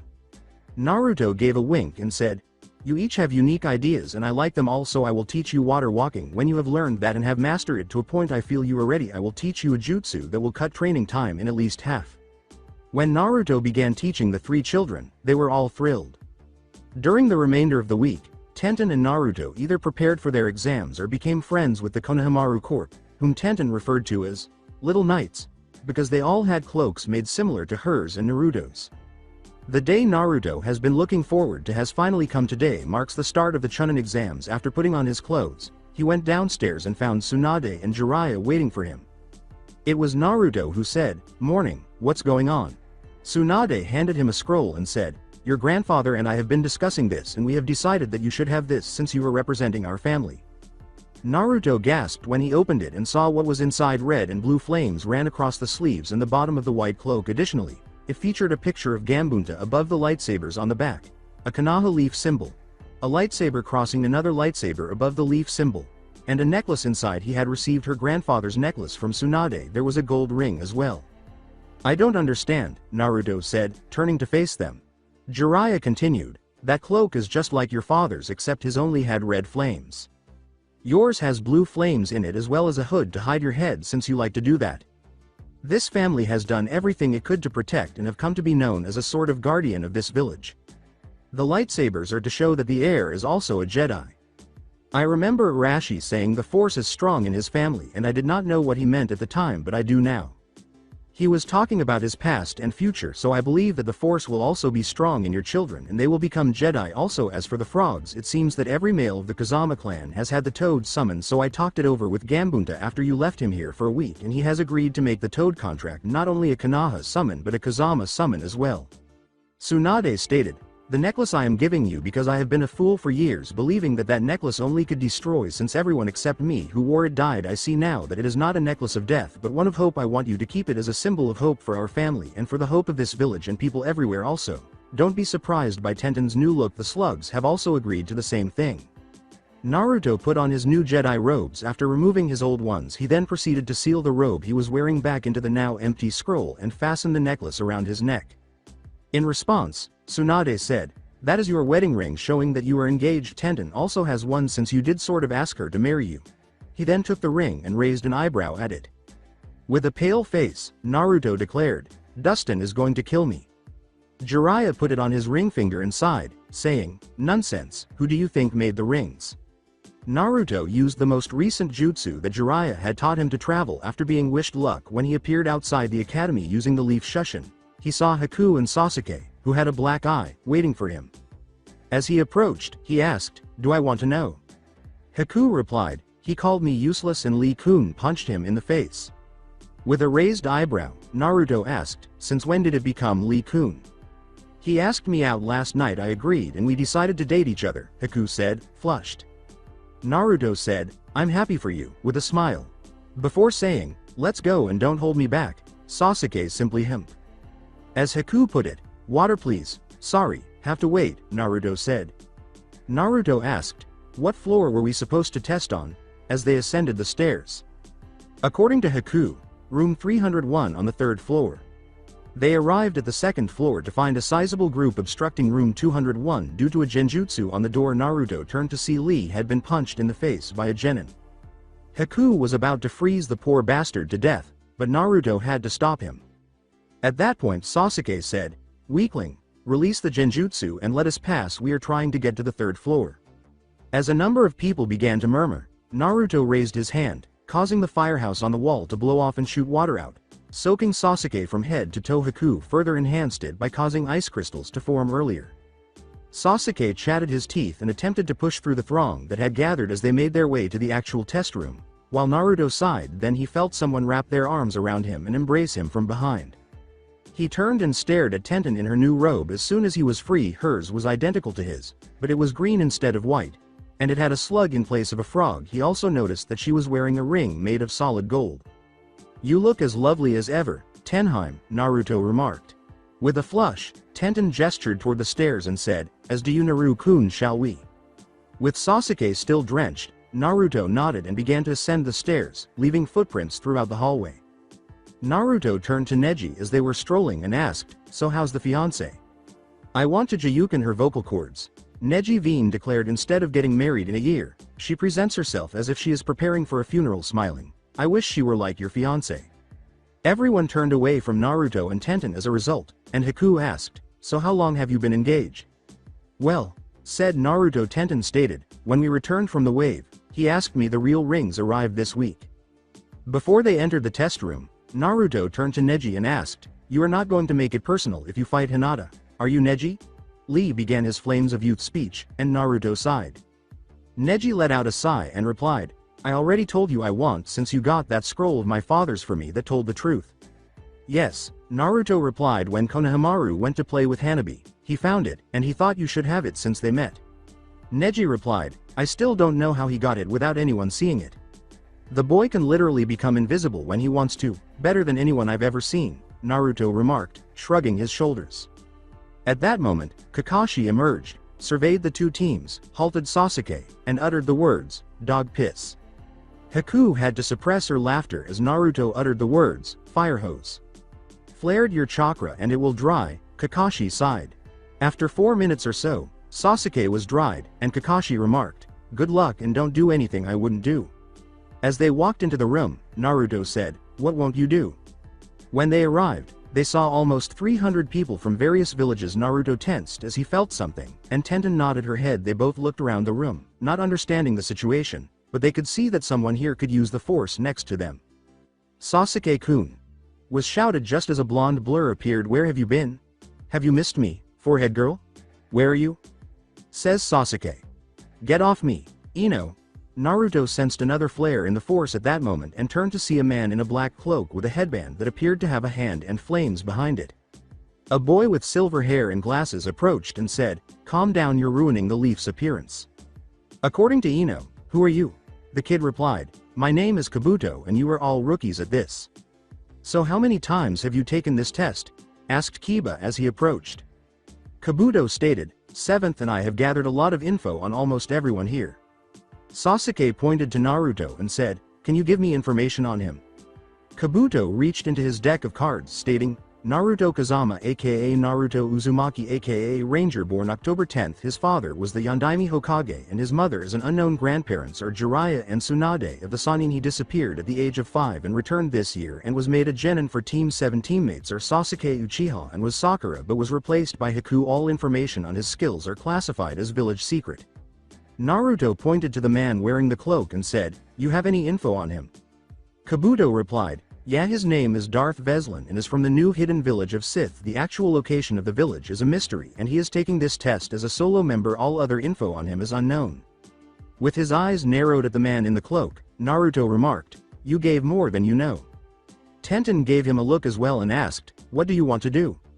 Kabuto gasped as Naruto handed her a 3-prong kunai and said, "Avoid him if you can, if not throw this on the ground aft, putting chakra into it." Kiba replied, "What's wrong with you? You act like you just seen a ghost."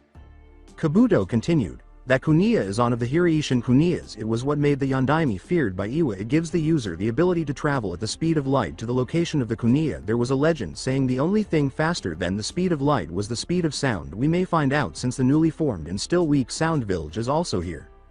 When the Senbons tried to attack Kabuto, Naruto used his lightsaber to cut them in half, and Tenten placed hers at the mask-wearing person's neck. After several puffs of smoke appeared, a teacher asked, "What is going on here?" Naruto replied, "Just defending a leaf nin before the exams started." The frightened individual replied, "My name is Ibiki and I am your instructor. Everyone draw a number and take a seat and we shall begin the paper test." Everyone began after Ibiki went over the rules and they were all seated. Mirrors on the roof were moved for Tenten and Lee's use. Using force, the Sharingan was used by Sasuke after she stopped writing. Ino performed a Hinata using her jutsu. Both Hinata and Neji had made use of their ancestries at that moment. A mist ninja began to scream while clutching his head prior to his death. His eyes rolled back. Nearly everyone was terrified because they had no idea what had happened. Tenten had a guess, and Naruto had figured it out because he had seen it done before. When a piece of chalk wrote the answers on the board, Naruto sighed in an attempt to figure them out. He turned to face Tenten, who shook her head no, and they both turned to face Darth Veslin, who was smirking at Red. Take what you can get, Jedi scum. When we face each other, my master told me to kill you. To think I would find two. He will be most pleased. After the final response was completed. When Ibiki had had enough, he said, okay, who's the smart guy doing this?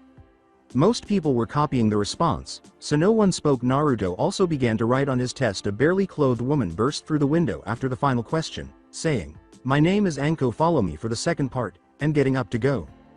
No time to explain. Tell the Hokage a Sith is in the village and knows about me and my apprentice. Prepare, he will know what I am talking about, Ibiki said as he began collecting papers at Naruto's. As he went to the Hokage, Ibiki gestured for one of the Chunans who assisted in sorting people out to complete the test. Tenten accompanied Naruto as they made their way to training area 44. Turning to face her, Naruto warned, be careful. Tenten nodded, realizing that this was no longer a straightforward test. As Anko continued to explain the rules, he threw a kunai at Naruto, who was so preoccupied with the Sith that he followed his instincts and grabbed the kunai, twirled it, and then thrust it, causing several teams to falter. After receiving a scroll of heaven, Team 7 went through Gate 11. Sasuke said, okay, listen up, I think we should run around and intercept any team we could before they reach the tower, after they had been traveling toward it for an hour. Naruto replied, we need to get to the tower fast and wait for them there. What do you know? Said Sasuke. Due to Haku being behind a tree, Sasuke using chakra to stay motionless, and Naruto throwing a Hiraishin kunai in the ground and flashing back to it after the attack ended, he was interrupted by a blast of wind that all three of them managed to avoid. A man wearing a grass nin outfit was heard laughing as he released a huge amount of ki and remarked, I must say I am impressed by all three of you getting out of that attack. Unfortunately, only Sasuke was affected. Haku felt it but dismissed it since it was little more than Zabuza's, while Naruto was impervious to the sensations of Darth Chaos and Kyuubi's. This surprised the grass nin, who thought they were all trapped and threw 3 kunais at them, only to have a now active lightsaber cut them all to pieces. My name is Orochimaru, the grass nin said, pulling his face back. If it weren't for your predicament, I would also make you my vessel. Unfortunately, you already possess the Kyuubi. Oh well.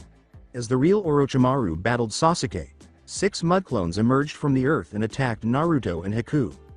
With his lightsaber, Naruto quickly dispatched the clones, and when he noticed that Haku was struggling, he swiftly drew water from an underwater spring to the surface. Naruto had to leap back when he destroyed the 4th clone because a lightning bolt struck the ground where he was. He turned to see the Sith standing on a tree limb brandishing a red dual lightsaber, and he swiftly slashed a mud clone that was approaching him and destroying it. After noticing the last one Haku had just finished, Naruto heard a Seum behind him as Orochimaru bit Sasuke on the neck, and he uttered, Haku, help Sasuke. This is my battle. Haku nodded before assisting the unconscious Sasuke and Orochimaru as they fled into the trees. Said Naruto, shall we? I remember you now, Jedi. Veslin said you fled, yelling for your mother, when we stormed that Jedi enclave. When Naruto heard Kyuubi tell him to keep his cool, he began to lose his temper. At that moment, the Sith leaps down and attacks Naruto, who is unable to respond appropriately as the Sith's lightsaber keeps rebounding when it tries to kill him with the reverse blade. Naruto leaps back and surrounds the Sith with a circle of 20 cage buncheons. As he looks around without noticing Naruto, Veslin extends his hand and shoots lightning at the clones, destroying them. At that moment, a group of kunais descend from above and circle the clearing. Veslin asked, do you think this simple trick can be used against me? And then used the force to lift the kunais up and fly away from him. Naruto then brought more water out of the ground, covering everything in about a foot of water within 100 yards of where Veslin was standing. Veslin cuts the tree roots away with his lightsaber when Naruto tries to use the force to bind him. As he leapt into the air and cut the tree branch Naruto was clinging to, Veslin uttered the words, what are you planning now, Jedi? Causing both of them to fall. When Veslin was throwing the Hiraishin kunais away from the area, Naruto looked up and saw that Veslin was throwing lightning at him. Naruto quickly did the same thing, and both lightning attacks struck and locked into a power struggle. Although it seemed that they were evenly matched, Naruto threw his lightsaber awed to be caught by a clone that he had made and hidden. Now, Naruto said. The clone leapt at Veslin, who raised his own lightsaber, blocked it, and then destroyed it while using his other hand to send lightning at Naruto. Veslin halted his attack and turned to look around when something fell on his head, and Naruto grinned and pushed Hiraishin away to one of the kunai he had thrown away. When he reached for it, an orange toad said, hey. He pulled a Hiraishin kunai from his vest and said, this is for you. Suddenly, a yellow flash appeared, and he heard Rasengan shout. He felt a sharp pain in his chest, which caused him to drop his lightsaber that was in his free hand. He then activated it and slashed Veslan from neck to hip. Sighing, Naruto said, "Thanks Gamatachi." Before leaving in a cloud of smoke, the frog said, "No prob." Naruto reached down and retrieved the remnants of his own lightsaber before putting the Sith's and his remains away.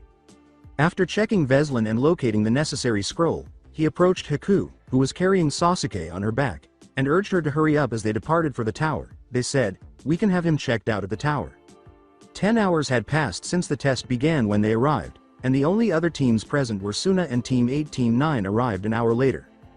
When Tenten saw Naruto's exhausted expression, he rushed up to give him a hug and asked, "Is everything okay?" "I started to let my anger get to me because of that Sith." Naruto sighed. He boasted that he was present when my mother passed away. Tenten apologized what took place, taking out the fragments of his old lightsaber. Naruto remarked, "I was able to kill him, but it was close." After examining it, Tenten asked, "Is there anything that can be salvaged from it?" "No," Naruto said, shaking his head. "I have his lightsaber, but if I can avoid using it, I would prefer not to." Tenten inquired as to why. Naruto said as he took it out and turned it, "The Sith don't get natural crystals for their lightsabers, they forge them themselves and use their hate to make it and taint the crystal. Tsunade gave me hers before the test, but I don't have the parts to change it out now." "Well, maybe you will get lucky and not have to use it," Tenten said, nodding. After some time, the exam day finally arrived. Naruto stood alongside the other teams that had advanced and were informed that they would need to play a preliminary match. Since some matches are exactly like in the show, I won't go into too much detail about them. The death shot that Sasuke, Shikamaru, Shino, Dosu, Kankuro, Gaara, and Neji delivered to Hinata's heart without any chakra caused her to forfeit all of their matches. Tamari vs Tenten. The match began with Tenten attempting to throw her weapons and Tamari using her fan to blow them away. It continued until Tenten was falling toward Tamari's now closed fan. She smirked, spun around, and slashed through the Tamari's fan with her lightsaber. As the Tenten fell, Tamari let go of her fan and fell backwards, unable to comprehend how easily her metal fan could be destroyed. Tamari replied, "Since we are both good with weapons, how about a Taijutsu match to decide it all?" Tenten said, "Sure," and took out a pair of black gloves after deactivating her lightsaber and putting it in her cloak. Almost no one had ever seen them both in a taijutsu stance before. When he recognized Tenten's, the third person who looked down went pale. Tenten grabbed Temari's fist as she charged at her. Temari attempted to leap into the air with a leg sweep. "Guy, how did you teach her to jump like that?" Kurenai asked, whistling. According to Guy, "I did not." As Tenten seized one of Kurenai's legs and held it to her forehead, Kurenai turned to face Tamari. The outcome was amazing. Everyone turned white as a 20-foot wide crater developed. As soon as Tamari saw this, she gave up. Kiba vs Naruto with his dog. Kiba leapt over the rail and declared, "We got an easy match, boy." A number of people raised an eyebrow when Naruto leaf shushed into the arena. Kiba and Akamaru changed into beast clones at the beginning of the match. They then attacked Naruto with Gatsuga, who just appeared bored and allowed the blow to land before rising in a cloud of smoke. Kiba began scanning the area when all of a sudden, water waist deep was pouring into the arena from the crater the Tenten had created. Kiba began cursing from the water. "Where are you, you coward? Show yourself. You have until I count to 10 to surrender or I will electrocute you till you pass out," a voice from above said to everyone. Kiba replied, "What makes you think I will sit here in the water and let you do that to me?" This 1-inch smirked Naruto as a number of tree roots burst through the earth and encircled Kiba. 2, 3, 4, 5, 6, 7, 8, 9. "Enough," said the referee. "Winner Naruto," Kiba remarked. "I bet you don't know any Raiden Jutsu," as Naruto, who caused the water to subside and the tree roots to return to the earth, landed next to him. "You're right, I don't know Raiden, just you," Naruto remarked. Kiba yelled, "You bluff the examiner." Since there was only one match left, Naruto exploded the electric board with a lightning bolt after declaring, "No, this is not a jutsu." Together with Haku, Ino descended the stairs and confronted him, saying, "You might as well give up.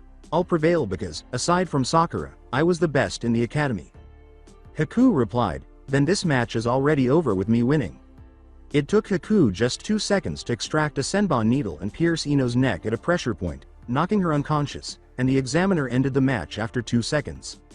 Naruto seemed, "Haku, hurry up, you don't even use the arena that I went to such lengths to fill with water for you." As the judge informs them that their lineup will be announced at the finals in a month, everyone starts to perspire. I just wanted to say that I really enjoy all of the reviews and that there will be some surprises in this chapter. I also changed the conventional plotline. Let's now address some queries regarding this narrative. There are some allusions to the Knight of the Old Republic game, which is set around 200 years after this story takes place. I believe Force Lightning to be a neutral force power, which is why I say this in reference to the closed Yoda's use of it against Dooku. Regarding my use of the Force Persuasion mind trick, I acknowledge that Danzo has made all of the Root ABNU members weak-minded idiots. As for the guards outside the Hokage office, if you stand there for 6 to 10 hours a day, your mind wanders, which makes it easier to use the power on you because you're bored. Considering that they could not be considered an actual bloodline, the possibility of having the Force is not as bold as having multiple elemental affiliates, such as the first power being earth and water and the second being double water. However, I admit that I may have gone a bit too far with the idea of Naruto obtaining the strange occult training from other races to use plants and the water. Now, some of you may be concerned about the impending confrontation between Darth Chaos and Naruto. Since Chaos has been around for a while, he will also be familiar with some ninjutsu, but they will be different. I promise you that Sasuke will suffer a terrible death. In 1 or 2 chapters, there will be a surprise and a significant twist. Now for the story. Naruto approached Tenten and asked, "So, what are your plans? We might run into each other in the championship game." Tenten said, "I just want to be with you." As they stepped outside, they saw that everyone who had been inside except for those who could have shushed away had stopped for some reason. Naruto and Ino stepped forward and gasped at the sight before them. 8 dead men lying on the ground, 7 of whom were wearing the same black cloaks with red clouds on them. The final man was Orochimaru, the same man who had attacked Team 7 a few days prior. The most gory part of the scene was that they were laid out in a familiar pattern, each with his head resting on his stomach.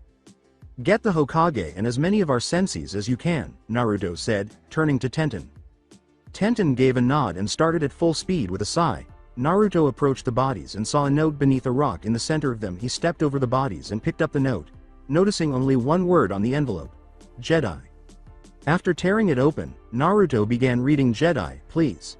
I've been pursuing you and your family for over 15 years, and I've decided it's time for us to put an end to this. I didn't want this pointless conflict or my foolish followers, whom I deceived with petty force displays, to divert you, so I ended their lives to give you more time to train, or I'll blow this village to pieces from space. I want you to meet me on October 10th, which is exactly your 16th birthday according to this planet's schedule, at what is known on this planet of the Valley of the Ends, which reminds me of my homeworld of Koribana, where we will put an end to the conflict that has been going on since before either of us was born. I've been leading you down a maze since before you were even born. Boy, your mother told you that I killed her sensei, who was actually my own twin sister. I knew everything she did, and I was the one who gave her master information about this planet and the Descendants of Jedi. It was said that those 2 idiots were direct disciples of Revan after he left the Republic for uncharted space after turning from the dark side. It is easy to trick the young and weak-minded, so I set you up in Wave Country with the intercepted message. I also made it so that you would suffer the loss of that creature inside of you. I haven't had a true test of my power since I killed my own master nearly 25 years ago when I was 16, and I want to test myself again before I leave this galaxy. Your meeting with the Hutt and the ambush were all acts to get you to this point. I knew how strong your mother was in the Force, and I had met your father and helped arrange their eventual meeting through a servant of mine on this planet. I can't wait. Jedi, show me which side of the Force is really stronger, the light side or the dark side. See you soon, boy, and never forget that you have to fight and defeat me or everything you have will be destroyed. You are fighting not only for the survival of your village, but also for the survival of everyone you care about and are close to. I hope the Force is on your side. HAHAHAHAHAHA. Chaos Darth. A few moments later, the third landed with Tenten and several of the Chunan senseis, and Naruto read the letter one last time before dropping it and leaving. He looked at the ground and saw his former student and the majority of the world's top missing nin, including Uchiha Itachi. "Does anyone know what happened?" asked the third. "According to Ino, we walked out here and found them, and Naruto walked over them and pulled out that note that's on the ground there and read it before walking away." The third approached, took the note, read it, and sighed before turning to the Chunan hopefuls and saying, "Get ready for the finals in a month and put all of this behind you. It is simply the conclusion of a few unaccounted for nin." Despite not really believing him, they began to split up and go home. After walking to the top of the Hokage monument, Naruto sat down and gazed over the village. He said, "I need some help from anyone. After searching for an hour, my entire life has been set up as a sick, twisted play for some fool to test himself. I just learned, Mom or Dad. I wish you were here. I'm not sure where to start, and I know I'm not prepared for this." A distant voice said, If you get lost on the road of life, it helps if you go back to your roots and retrace what you know so you can go where you should be. I don't understand, Granny, Naruto said as he turned. I think you should go back and look at what you know to see what you don't, Tsunade said as she sat down. Now you are surrounded by resources that can make you smarter and stronger. Only you can prepare for this fight. In the little more than 3 years you have been given, you have the pervert in me, a demon, the force, your fiancé copyright, and a few friends. How are you able to lose? In response, Naruto asked, but will it be enough? Time will tell, so you should pray for the best and be ready for the worst. Tsunade said, this man is lethal because he has the strength to murder Itachi and Orochimaru. You will need to exert more effort than before. Gain strength, speed, agility, and cunning. After she got up and left, Naruto sat there contemplating for a while before getting up and walking to his house. Just think about it and what you are truly going to be fighting for, she said. Naruto made him a sandwich and a glass of water because everyone was already in bed when he arrived. He then sat on the back porch and gazed at the lovely garden, the statues of the first Hokage with a tree growing next to him, the second Hokage with the raijin in his hands, and other decorative statues. After eating and sitting quietly in an attempt to decompress, Naruto went outside to the garden, stood there staring at his ancestors, and remarked, I bet you would know what to do if you were here. A mark appeared on the statue of the first around his neck where his necklace was, but the actual jewel was missing. The moon emerged from behind a cloud and shone down on the garden. The ray of light then passed through a hole in the raijin. When Naruto, who was observing the two, saw this, he initially believed it to be a trick of the light, but after examining the first statue more closely, he saw that the jewel was not missing but rather that the shape had an engraved hole in it. After giving it some thought, Naruto removed the necklace he knew was worn and placed the jewel in its proper location. After a few seconds of nothing happening, Naruto assumed it was just his imagination, so he took off the jewel, put it back on, and started to head back inside. When he heard a rumbling noise behind him, he turned to see a door on the side and the water fountain, which had previously been at ground level, now 10 feet in the air. Naruto turned, went to the door, and peered inside, where he saw stairs leading down a tunnel composed of the same weird crystal that had originally housed his ship. After about 15 minutes of walking down the stairs, Naruto entered a large room with stone walls. Looking around, he noticed a statue of the first Hokage similar to the one above, so he went to it and used the jewel in the same way. A green light shone throughout the room as soon as the jewel was inserted, and a hologram of the first Hokage appeared. Greetings. The first hologram said, you ought to be one of my descendants if you have discovered this place. Is that accurate? Yes, Naruto replied. Are you a Jedi? Asked the first. According to Naruto, yes, I am. What is your name, young one? Asked a second hologram of the second Hokage. Naruto Kazama, said Naruto. Tsunade's grandson is me. According to the first, you are the grandchild of my little granddaughter. I'd like to introduce myself. This is my brother Brian, and my name is Alex Rocksteady. Both of us were masters of the Jedi when we first arrived. We constructed this location as a haven where Jedis could study under us in order to assist a Jedi in training with our interactive selves. We programmed a holocron with nearly all of our knowledge. We were instructed to make this by our master Revan in case the Sith ever came back and attacked the Jedi once more. Naruto replied, sadly they have returned and I have to face one in over 3 years. This temple can only be used once every 3 days for 6 hours. Brian stated, you should get your body and mind ready for the training. We will teach you when you are not training here. For your training, I want you to sit in the circle in the middle of the room, meditate, and use force to raise the 4 pillars in each corner off the ground. Naruto nodded and started his training as instructed. We went outside the path after Naruto finished, and once he was back in the garden, it fell to the ground. Naruto then went inside the house to rest. If you are going to prepare for this, then you can't only rely on your Jedi skills, Naruto said as he went downstairs the following day, where Jiraiya and Tsunade were waiting for him to finish breakfast. To beat him, you also need to practice your ninjutsu. Speaking with a nod, Naruto stated, Brain and Alex told me as much. Who? Tsunade asked. According to Naruto, Brain and Alex Rocksteady. After dropping her coffee cup, Tsunade uttered the words, how? Naruto remarked, last night, I happened upon a temple that was constructed in the backyard with nearly all of their knowledge. It's holograms rather than them. Can I see it?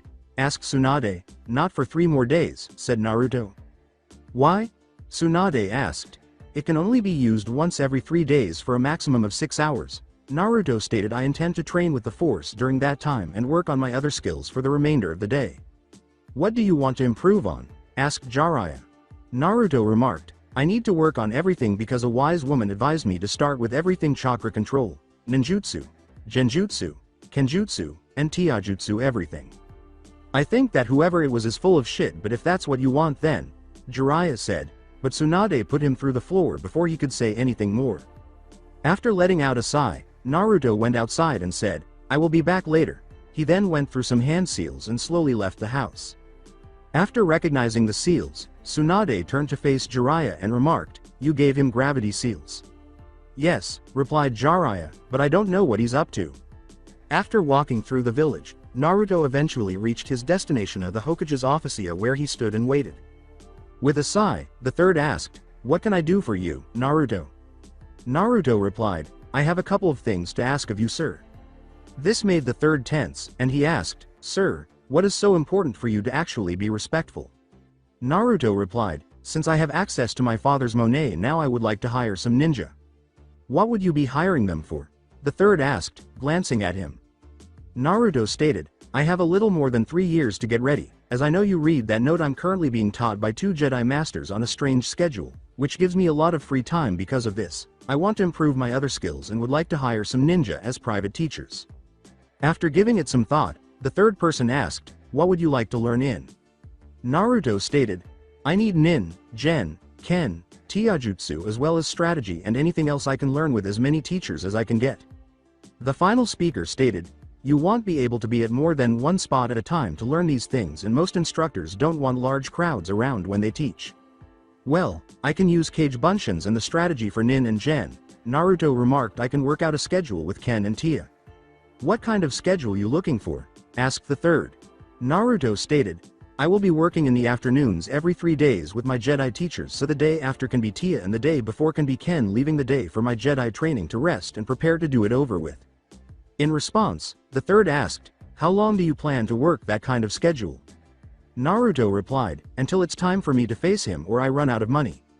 That's not a problem. The third person said I'll arrange for your Kenjutsu instructor and any other available teachers to meet with you tomorrow. I'll arrange for them to come to your house at 7 in the morning each day. I wish you luck.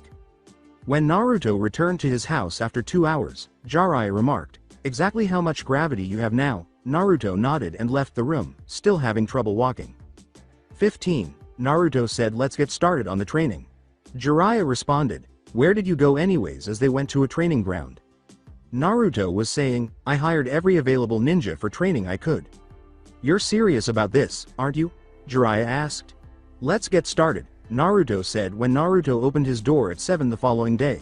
A number of people were waiting for him. Naruto said, I assume you are all here for the mission I asked for. As he walked outside holding an ABNU sword, tell me your name and specialty, please. A sword-wielding man stepped forward and uttered the words, Hiati Kenjutsu. As she stepped forward, a red-eyed woman said, Kurenai Genjutsu. According to a man puffing on a cigarette, Asuma strategy, elemental control and hand-to-hand. A black-haired man who appeared to be about to nod off said, Shika strategy. A familiar-looking man stepped forward and uttered the words, Ebu's chakra control and jutsu. Naruto gave a wink and said, okay, I will make 10 clones for everyone but Hiati, who I will personally lead. I want to learn everything I can between now and my 16th birthday. Says Ebus. Exactly why that date? Naruto replied. You heard about the missing nin that appeared the other day, dead right? Well, the man that did that will be coming for me on that day to test his strength. If I fail to defeat him, he said he will destroy the Leaf Village. Those who were unaware of this paled Asuma replied, the Hokage wanted me to tell you that your taijutsu teacher will be Guy. Before building the clones and beginning his training, Naruto nodded and said, thank you. Naruto then started training under each of these instructors and Jiraiya every day from 7 AM to 7 PM for the remainder of the month. Regarding the mission, he would have 1 or 2 teachers who were unable to attend because all missions for those taking the exams were cancelled, but he typically received a scroll to work with. After training with Tenten, Naruto would spend 2 hours in the evening merely chatting and responding to inquiries. The day of the Chunan exams finally came. Naruto saw the other competitors there. As he got there, Shino, Gaara, Tenten, Neji, Kankuro, and Shikamaru, Sasuke and Duso were surprisingly absent. Coughing, Hiati held up a paper for everyone to see and said, this will be the lineup since Duso withdrawed for some reason. Kankuro vs Gaara will be the first match. It will be Shino and Shikamaru in match 2. Sasuke and Tenten will face off in match 3. Neji and Haku will play in match 4. The victor of the third round match will face Naruto.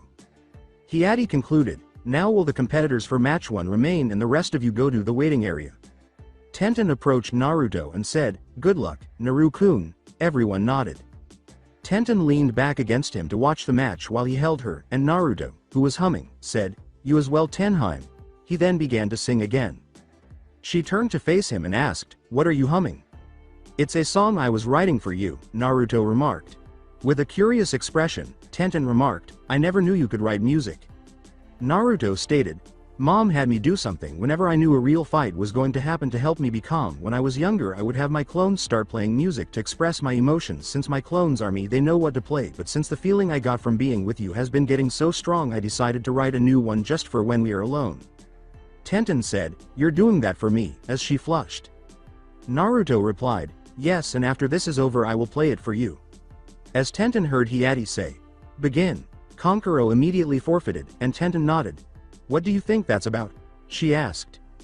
Naruto stated, "Gar is a vessel like I am. He holds the one-tail raccoon. Kyuubi told me about it, but it slipped my mind till no." Tenten asked, "How long do you think it will take?" as they observed Shino and Shikamaru standing in the ring. According to Naruto, who knows, an hour later, as they stood there staring at one another, they simultaneously raised their hands and declared, "I quit." In a fit of rage, the crowd began hurling objects into the arena. Tenten kissed Naruto and said, "Wish me luck," as Sasuke entered the room by himself. Sasuke was standing with his arms crossed and grinning when Tenten arrived at the arena floor. "What are you so happy about?" asked Tenten. Sasuke raised his hand to say, "I wish to honor you as a worthy opponent in these matches unlike most of the other users, so how about we agree to a handshake as equals before the match?" Since the actual match had not yet begun, Tenten was uncertain and finally held out her hand. Sasuke smirked and wouldn't let go when she shook his hand and attempted to pull it away. He then used all of his strength to yank her forward, exposed the kunai in his hidden hand, and stabbed her in the chest. That was the most dishonest thing anyone had ever done, and it left everyone in disbelief. As a blur materialized and grabbed Tenten before she could fall to the ground, Hiati angrily remarked, "You're disqualified, Sasuke." A snap hiss made Naruto look up from where he was holding her. Attempting to stop the bleeding, he noticed that Sasuke had two lightsabers in his hands. He had never seen the other before, but he recognized the first one as Tenten's. Tsunade showed up next to Naruto and began tending to her. She gasped as she saw the lightsabers and then uttered, "Raijin, but how? It was stolen several years ago." Sasuke stated, "My new teacher Danzo was very influential in getting this for me as well as forcing Kakashi to teach me what he should have all along." The third said, "What is the meaning of this, Sasuke?" as he appeared beside Naruto and Tsunade. Sasuke replied, "Revenge. My revenge was stolen from me by the guy who wants to fight Naruto, so I was given an offer that if I was able to kill Naruto I would be able to show everyone I am stronger and fight the guy who killed my brother. I figured the best way to do it is also take away from Naruto the most important thing in his life. It's no use trying to heal her. That blade was poisoned with a rare poison that Danzo assured me could not be cured." After healing the wound, Tsunade remarked, "He's right, I can't do anything about the poison." When Kyuubi said, "Kid, I can save her, but you must do what I tell you. Put your hand over her heart and start pumping my chakra into her," Naruto became agitated and really angry. "But what about," thought Naruto. Kyuubi interrupted, shouting, "Do it. She does not have much time. Don't worry, everything will be okay, hurry." The adults in the arena began to panic as Naruto turned and covered Tenten's heart with his hand, which was covered in a red chakra that they all recognized as Kyuubi. Tenten's body was gradually covered in red chakra, and the two forms of the chakra began to blend together. Naruto, who was focused and had his eyes closed, and Tenten, who was unconscious due to the wound and trauma, began to rise above the ground, and their bodies began to spin. The sight of someone floating 60 feet into the sky astounded everyone. The red glow from the two spinning became the only thing anyone could see. A few minutes later, there was a tremendous power explosion, and when everyone looked back, Naruto and Tenten were floating slowly toward the ground, kissing and holding each other in their arms. Naruto and Tenten both opened their eyes as they parted ways and heard a slow, sarcastic clap. When they turned, they both recognized Sasuke reactivating the lightsabers. He declared, "I see you saved your whore, but I still will kill you now." Before Naruto turned to face him, Tenten said, "Be careful. According to the third, I did not authorize this match." With three men holding Kakashi and Konohamaru, Danzo entered the arena and declared, "If I were you, I would let it continue unless you want your grandson and Kakashi to be killed." The third said, "Danzo, you will be killed for treason when this is over." Smirking, Danzo remarked, "I doubt that, right Cage?" Danzo was accompanied by the Cage, who declared, "Yes, my weapon will kill everyone here." Naruto laughed and said, Gaara is not your weapon, and if he wants I can shut that damn Shukaku up with a proper seal like he should have had. Yes, I know all about it. I found out about the berserker seal you had placed on him to make them both go crazy, and how you made it kill your wife, or should I say one of them. I bet your kids don't know that you have 3 other wives and never cared about their mother. What are you talking about, boy? Asked the case cage. Naruto stated, I must admit it was a pretty guarded secret, but my grandfather Jiraiya is real good at information gathering, and several members of your council have loose lips, especially for signed copies of Icha Paradise. A wall of sand stopped the case cage as he charged at Naruto, saying, I will kill you, boy. When Gaara showed up, she asked, can you really stop the voices? Gaara said, I have been waiting for this day all my life. Naruto nodded, and more quickly than you could say white lightning, he crushed the case cage by encasing him in his sand. As Sasuke became agitated, Naruto turned to face him and remarked, Hokage-sama, I wish for an exhibition fight between me and Sasuke to settle this once and for all. No rules, last one standing is the winner. All right, sighed the third, you take care of him, and I'll try to take care of Danzo and save the other 2. You will release them? Naruto snorted and waved his hand. We will release them, said the 3 men, and they released them. With another wave of his hands, Naruto declared, you will transform yourself into Ibiki. After saying, we must turn ourselves into Ibiki, they departed, only to be seized and taken away by a BNU. What the hell did you do, demon? Danzo asked. Naruto stated, I used the force to control their minds. Only weak-minded fools would follow, you idiot, so I could control them like that. This is for Rin in my book. Kakashi grabbed his right hand as he began going through seals, then charged Danzo with a Chidori before he discovered Kakashi's hand through his chest. Danzo attempted to dodge but was unsuccessful. As everyone started to perspire, Guy emerged next to Kakashi and asked, why did you do that? Kakashi stated, to make me do what he wanted to. He held Rin prisoner and also burned each page of my book in front of me before threatening to kill Rin in front of me also. Impatient, aren't we, Sasuke? Naruto sighed and flipped back from a lightsaber slash that was headed his way. Sasuke replied, let's settle this like Ninja Freak, and put both lightsabers on his belt. With a nod, Naruto uttered, ladies first, Sasuke-chan. Naruto sighed, raised his hand, and used water from beneath the ground to block the fireball, but he had to dodge as 3 kuniyas concealed in the fireball approached him. Sasuke used seals and the Kaden Grand Fireball Jutsu. Putting his hand on the water wall that surrounded him and Sasuke, Naruto grinned and went through his own seals before saying Suijin Heki, water release, water encampment wall. He then repeated the process a few more times before saying Raiden, electric encampment wall. Sasuke remarked, what did you do that for, idiot? That was to make sure you couldn't run. Naruto stated, let's put an end to this now, and assumed a Taijutsu pose that nobody could identify. As they charged at each other, Sasuke assumed the Uchiha Interceptor stance and grinned. Naruto was evading all of Sasuke's blows with ease, and after 5 minutes of standing motionless, he was panting and asked, why can't I touch you? You are a fool, Sasuke, Naruto said with a smile as he turned to face Kakashi. Even though you made Kakashi teach you, it won't matter if your body can't keep up. Even though Kakashi taught you jutsu, you are powerless if you lack the speed to apply it.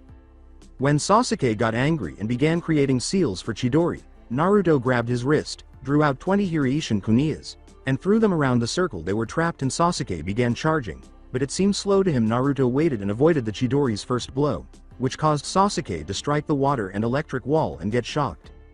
Sasuke quickly recovered and put on his Sharingan, saying, I will kill you, Dobi. He then pulled a kuniya and charged a 3rd time, but Naruto waited until he was close and began flashing around the circle, punching or kicking Sasuke whenever he reappeared. Naruto waited as he did it again, tripping him and sending him face first into the water, where he suffered an electric burn. Eventually, after 2 minutes, Sasuke used his feet to stop himself with chakra, and when Naruto emerged, he breathed out a Kaden Grand Fireball Jutsu, and Naruto swiftly moved water away from the wall that contained them, and as the steam rose from the 2 elements colliding, Sasuke charged through it with a kuniya in each hand. Naruto then pulled out his own and they engaged in a knife fight, both of whom sustained cuts on their arms, though Naruto would heal instantly. Sasuke's arms began to swell with blood from the amount he had lost, so he grabbed some and began to go through his Han seals. Then he said, Kachiyose no Jutsu, summoning technique, and a 20-foot-tall bear materialized beneath him. Naruto swiftly went through his own and summoned a black frog holding 2 swords. Then Naruto went through another set of seals and said, give me some oil. Imagine this. A shitload of flammable oil flying at you, and you ignited right in front of you, of course. Sasuke's hair and a good chunk of it. Sasuke began imitating the seals and exhaled a fireball at the oil. He was standing on a bear that had a bald mohawk running down its back to where Sasuke was. Did I also forget that the bear's name was Razin and that he was the boss summon? The bear turned to face Sasuke and used its claws to slit his chest, a move that never won the boss's respect and was Danzo's summon. After permanently scarring each of Sasuke's limbs with his claws, Razin hurried away. You could screw up a wet dream, couldn't you, Sasuke-chan, said Naruto, who was perspiring at the moment. Blood loss had left Sasuke somewhat delusional, and he exclaimed, "What, Itachi? I'm not a boy, we don't cut it off, is that right?" At this point, all of the men grabbed themselves and began to appear terrified. After about 10 seconds of sucking his thumb, Sasuke's coherent thoughts returned, and he withdrew both of his lightsabers before charging at Naruto without having yet activated them.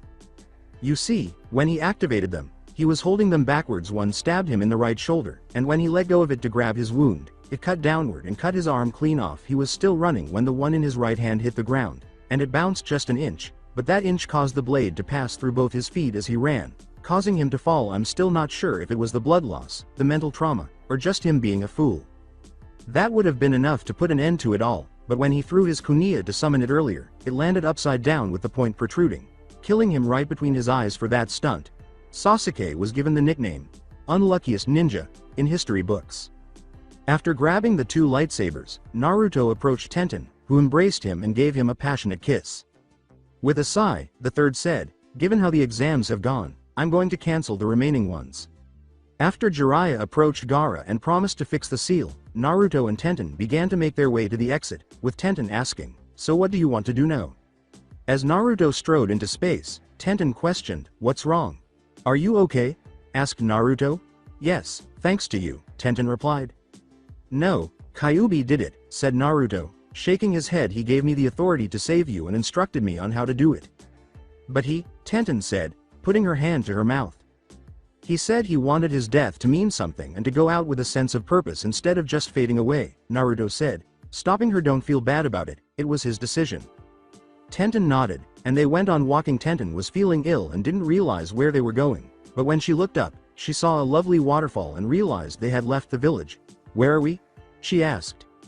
"Tenten, I felt like my life was ending when I saw you get hurt," Naruto said as he led her beneath a tree. "I wanted to die and give up. I don't want to experience what it's like to be without you. I want you to listen to that song now that I've finished it." Tenten nodded, and Naruto produced 20 clones, 8 of which transformed into instruments, 4 of which changed their appearance, and the final 8 of which grasped the instruments. A gentle sound then gradually permeated the atmosphere. As the music flooded her ears, Tenten closed her eyes and rested her head on his shoulders, dancing slowly to the tunes. "The sound of your breathing alone would keep me awake. Observe your smile as you sleep while you're dreaming far away. I could live my entire life in this lovely submission. I could spend my entire life lost in this moment.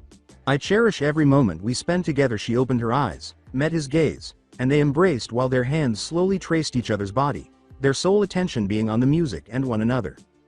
"I'd rather not close my eyes. I don't want to go to sleep. Because I would miss you, sweetie. Furthermore, I don't want to miss anything. Because I still think of you in my dreams. Even the sweetest dream won't suffice. Baby, I would still miss you. Furthermore, I don't want to miss anything." As the music played, Naruto gently placed her on the ground and they kissed passionately, only thinking about how the person they cared for was feeling. The moment went on, and both of them felt the other's desire, and at last they gave in to the moment, realizing that all that mattered was each other. Lying near you and sensing the beat of your heart. "I'd also like to know what you're dreaming. I wonder if you're seeing me. I then give you a kiss on the eyes and we're grateful that we were together. All I want is to be with you right now, forever, forever and ever. I'd rather not close my eyes. I don't want to go to sleep. Because I would miss you, sweetie. Furthermore, I don't want to miss anything. Because I still think of you in my dreams. Even the sweetest dream won't suffice. Baby, I would still miss you. Furthermore, I don't want to miss anything. I want to see every smile. I want to kiss everyone. All I want is to spend time with you just like this, right here with you. All I want to do is keep you close. I can feel your heart near mine. And simply remain in this moment for the remainder of time.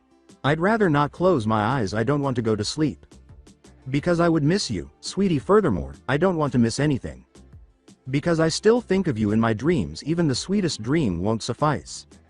Baby, I would still miss you. Furthermore, I don't want to miss anything. I'd rather not close my eyes. I don't want to go to sleep. I don't want to overlook anything. When the song ended, only the instrumental portion remained, and the two held on to each other, fearing that if they let go, they would lose each other. 20 minutes or so later, Naruto said, Tenten, I don't want to spend any more time without you in my life today. I would like to wed you. Yes, said Tenten, who was cradling him. I also don't want to lie by myself without holding you again. I have never felt more whole than I do right now. After hurriedly getting dressed and heading to the Hokage's office, Naruto and Tenten told him they wanted to get married right away, and he consented. After calling both of their families that day, Naruto and Tenten were married. After that, both Naruto and Tenten's lives became routine. They both trained hard, and at the next exams, they were both made Chunan. Gaara became Kazekage, the third retired, and Tsunade took over. Naruto took his family seat on the council, and 3 months after he became Chunan, he became a Junin. Tsunade wanted him to be a sensei of a genin team, but he failed all of them because they won't cooperated. Tenten became pregnant a year after they were married, and 9 months later, they had a son named Arashi Dustin Kazama. Naruto rarely left her side and gained more respect from the village by completing missions and serving on the council. Despite continuing to train daily, Naruto made sure to spend time with his wife and son as the meeting date approached. As the time approached, more ninja and villagers informed him that they were rooting for him. He then lay in bed, knowing that tomorrow was the day he had been preparing for. Either he would win and live a happy life, or he would die with everyone he cared for. Naruto gazed at his beautiful wife and recalled all the happy moments he had experienced since she entered his life. He had prepared for today, and it was time to see if his preparations were sufficient. He heard a cry coming from the crib, so he got out of bed, picked up his son, and rocked him until he fell asleep. As the sun began to rise, he put his sleeping son back in the crib, kissed him and then his wife, and then quietly left the house. When Naruto reached the Valley of the End, he had to accept one thing. The statues did resemble Korriban. He glanced across the valley and saw a lone figure standing on the head of the Nidem, while the Shodaime stood on the head of the Nidem, with his black cloak covering his head. Naruto saw Darth Chaos' face when the figure took off his cloak, and he remarked, "It's good to see you again, Jedi. Let's get this over with." Naruto snorted, "Today, I have diaper duty." "Aren't you afraid of losing?" Chaos asked, shedding a few tears. After snorting, Naruto declared, "I want. Shall we?" Chaos grinned and began to perform hand seals, while Naruto looked surprised and remarked, "I did not expect you to use ninjutsu." "Do you think I would visit this planet and not learn from it?" asked Chaos, who was still performing hand seals. Ryuka no Jutsu, Fire Release, Dragon Fire Technique, in Chaos Kaden. Nar Sweden. Water Release, Water Dragon Bullet Technique, Suiryuden no Jutsu. Raiden Chaos. Multiple Strikes Doryuheki, Earth Release. Earth Release Wall, is Nar Doden. Chaos Kamaitachi no Jutsu, the technique of cutting whirlwind. Nar Kaden. Gokakyu no Jutsu, Great Fireball Technique for Fire Release. Daibakufu no Jutsu, Water Release, Great Waterfall Technique, is the Chaos Sweden. Jukai Koden, Wood Release Secret Technique, Birth of Dense Woodland, is one of Nar Mokutan's Jujutsu techniques. And a tree wall prevented the water from striking Naruto. Naruto turned to face Koaz, who was applauding, and remarked, "Good job, Jedi." He produced 2 red lightsabers and said, "Now let's see which side of the Force is actually stronger." When Naruto produced a wooden handle from his cloak, Chaos gazed at it in awe and remarked, "I see you designed a new lightsaber." After saying, "You will see," and drawing the lightsaber, Naruto saw a green blade emerge from the end. The two leapt from their heads and dashed into the valley below. Running down the walls, Naruto grinned as they came to a halt on either side of the river. When Koaz saw this, he asked, "What's so funny?" Following 15 hand seals, Naruto declared, "Secret sealing arts. Protection of the light." He then threw a lightning bolt at each of the heads on the valley's side, saying, "You just walked into my trap. Behold the power of not only a Jedi but a Hokage." Both Naruto and Chaos were in the center of a massive cube that was formed when a wall of green and white energy erupted between the two statues as a white light filled the valley. Koaz replied, "No matter, when I kill you I will destroy those statues and get out of this trap. This is something my wife taught me, so sure you, twin rising dragons," Naruto said, pulling out 2 scrolls and biting his thumb before launching himself into the air. Both scrolls followed him into the air and began to spin around him, and Hireishin Kuniyas appeared faster than you could count. Naruto then launched them all over the new boundaries he had started. He said, "Taju Kage Bunshin no Jutsu, multiple shadow clone technique. As he was falling to the ground, and 1,000 clones materialized.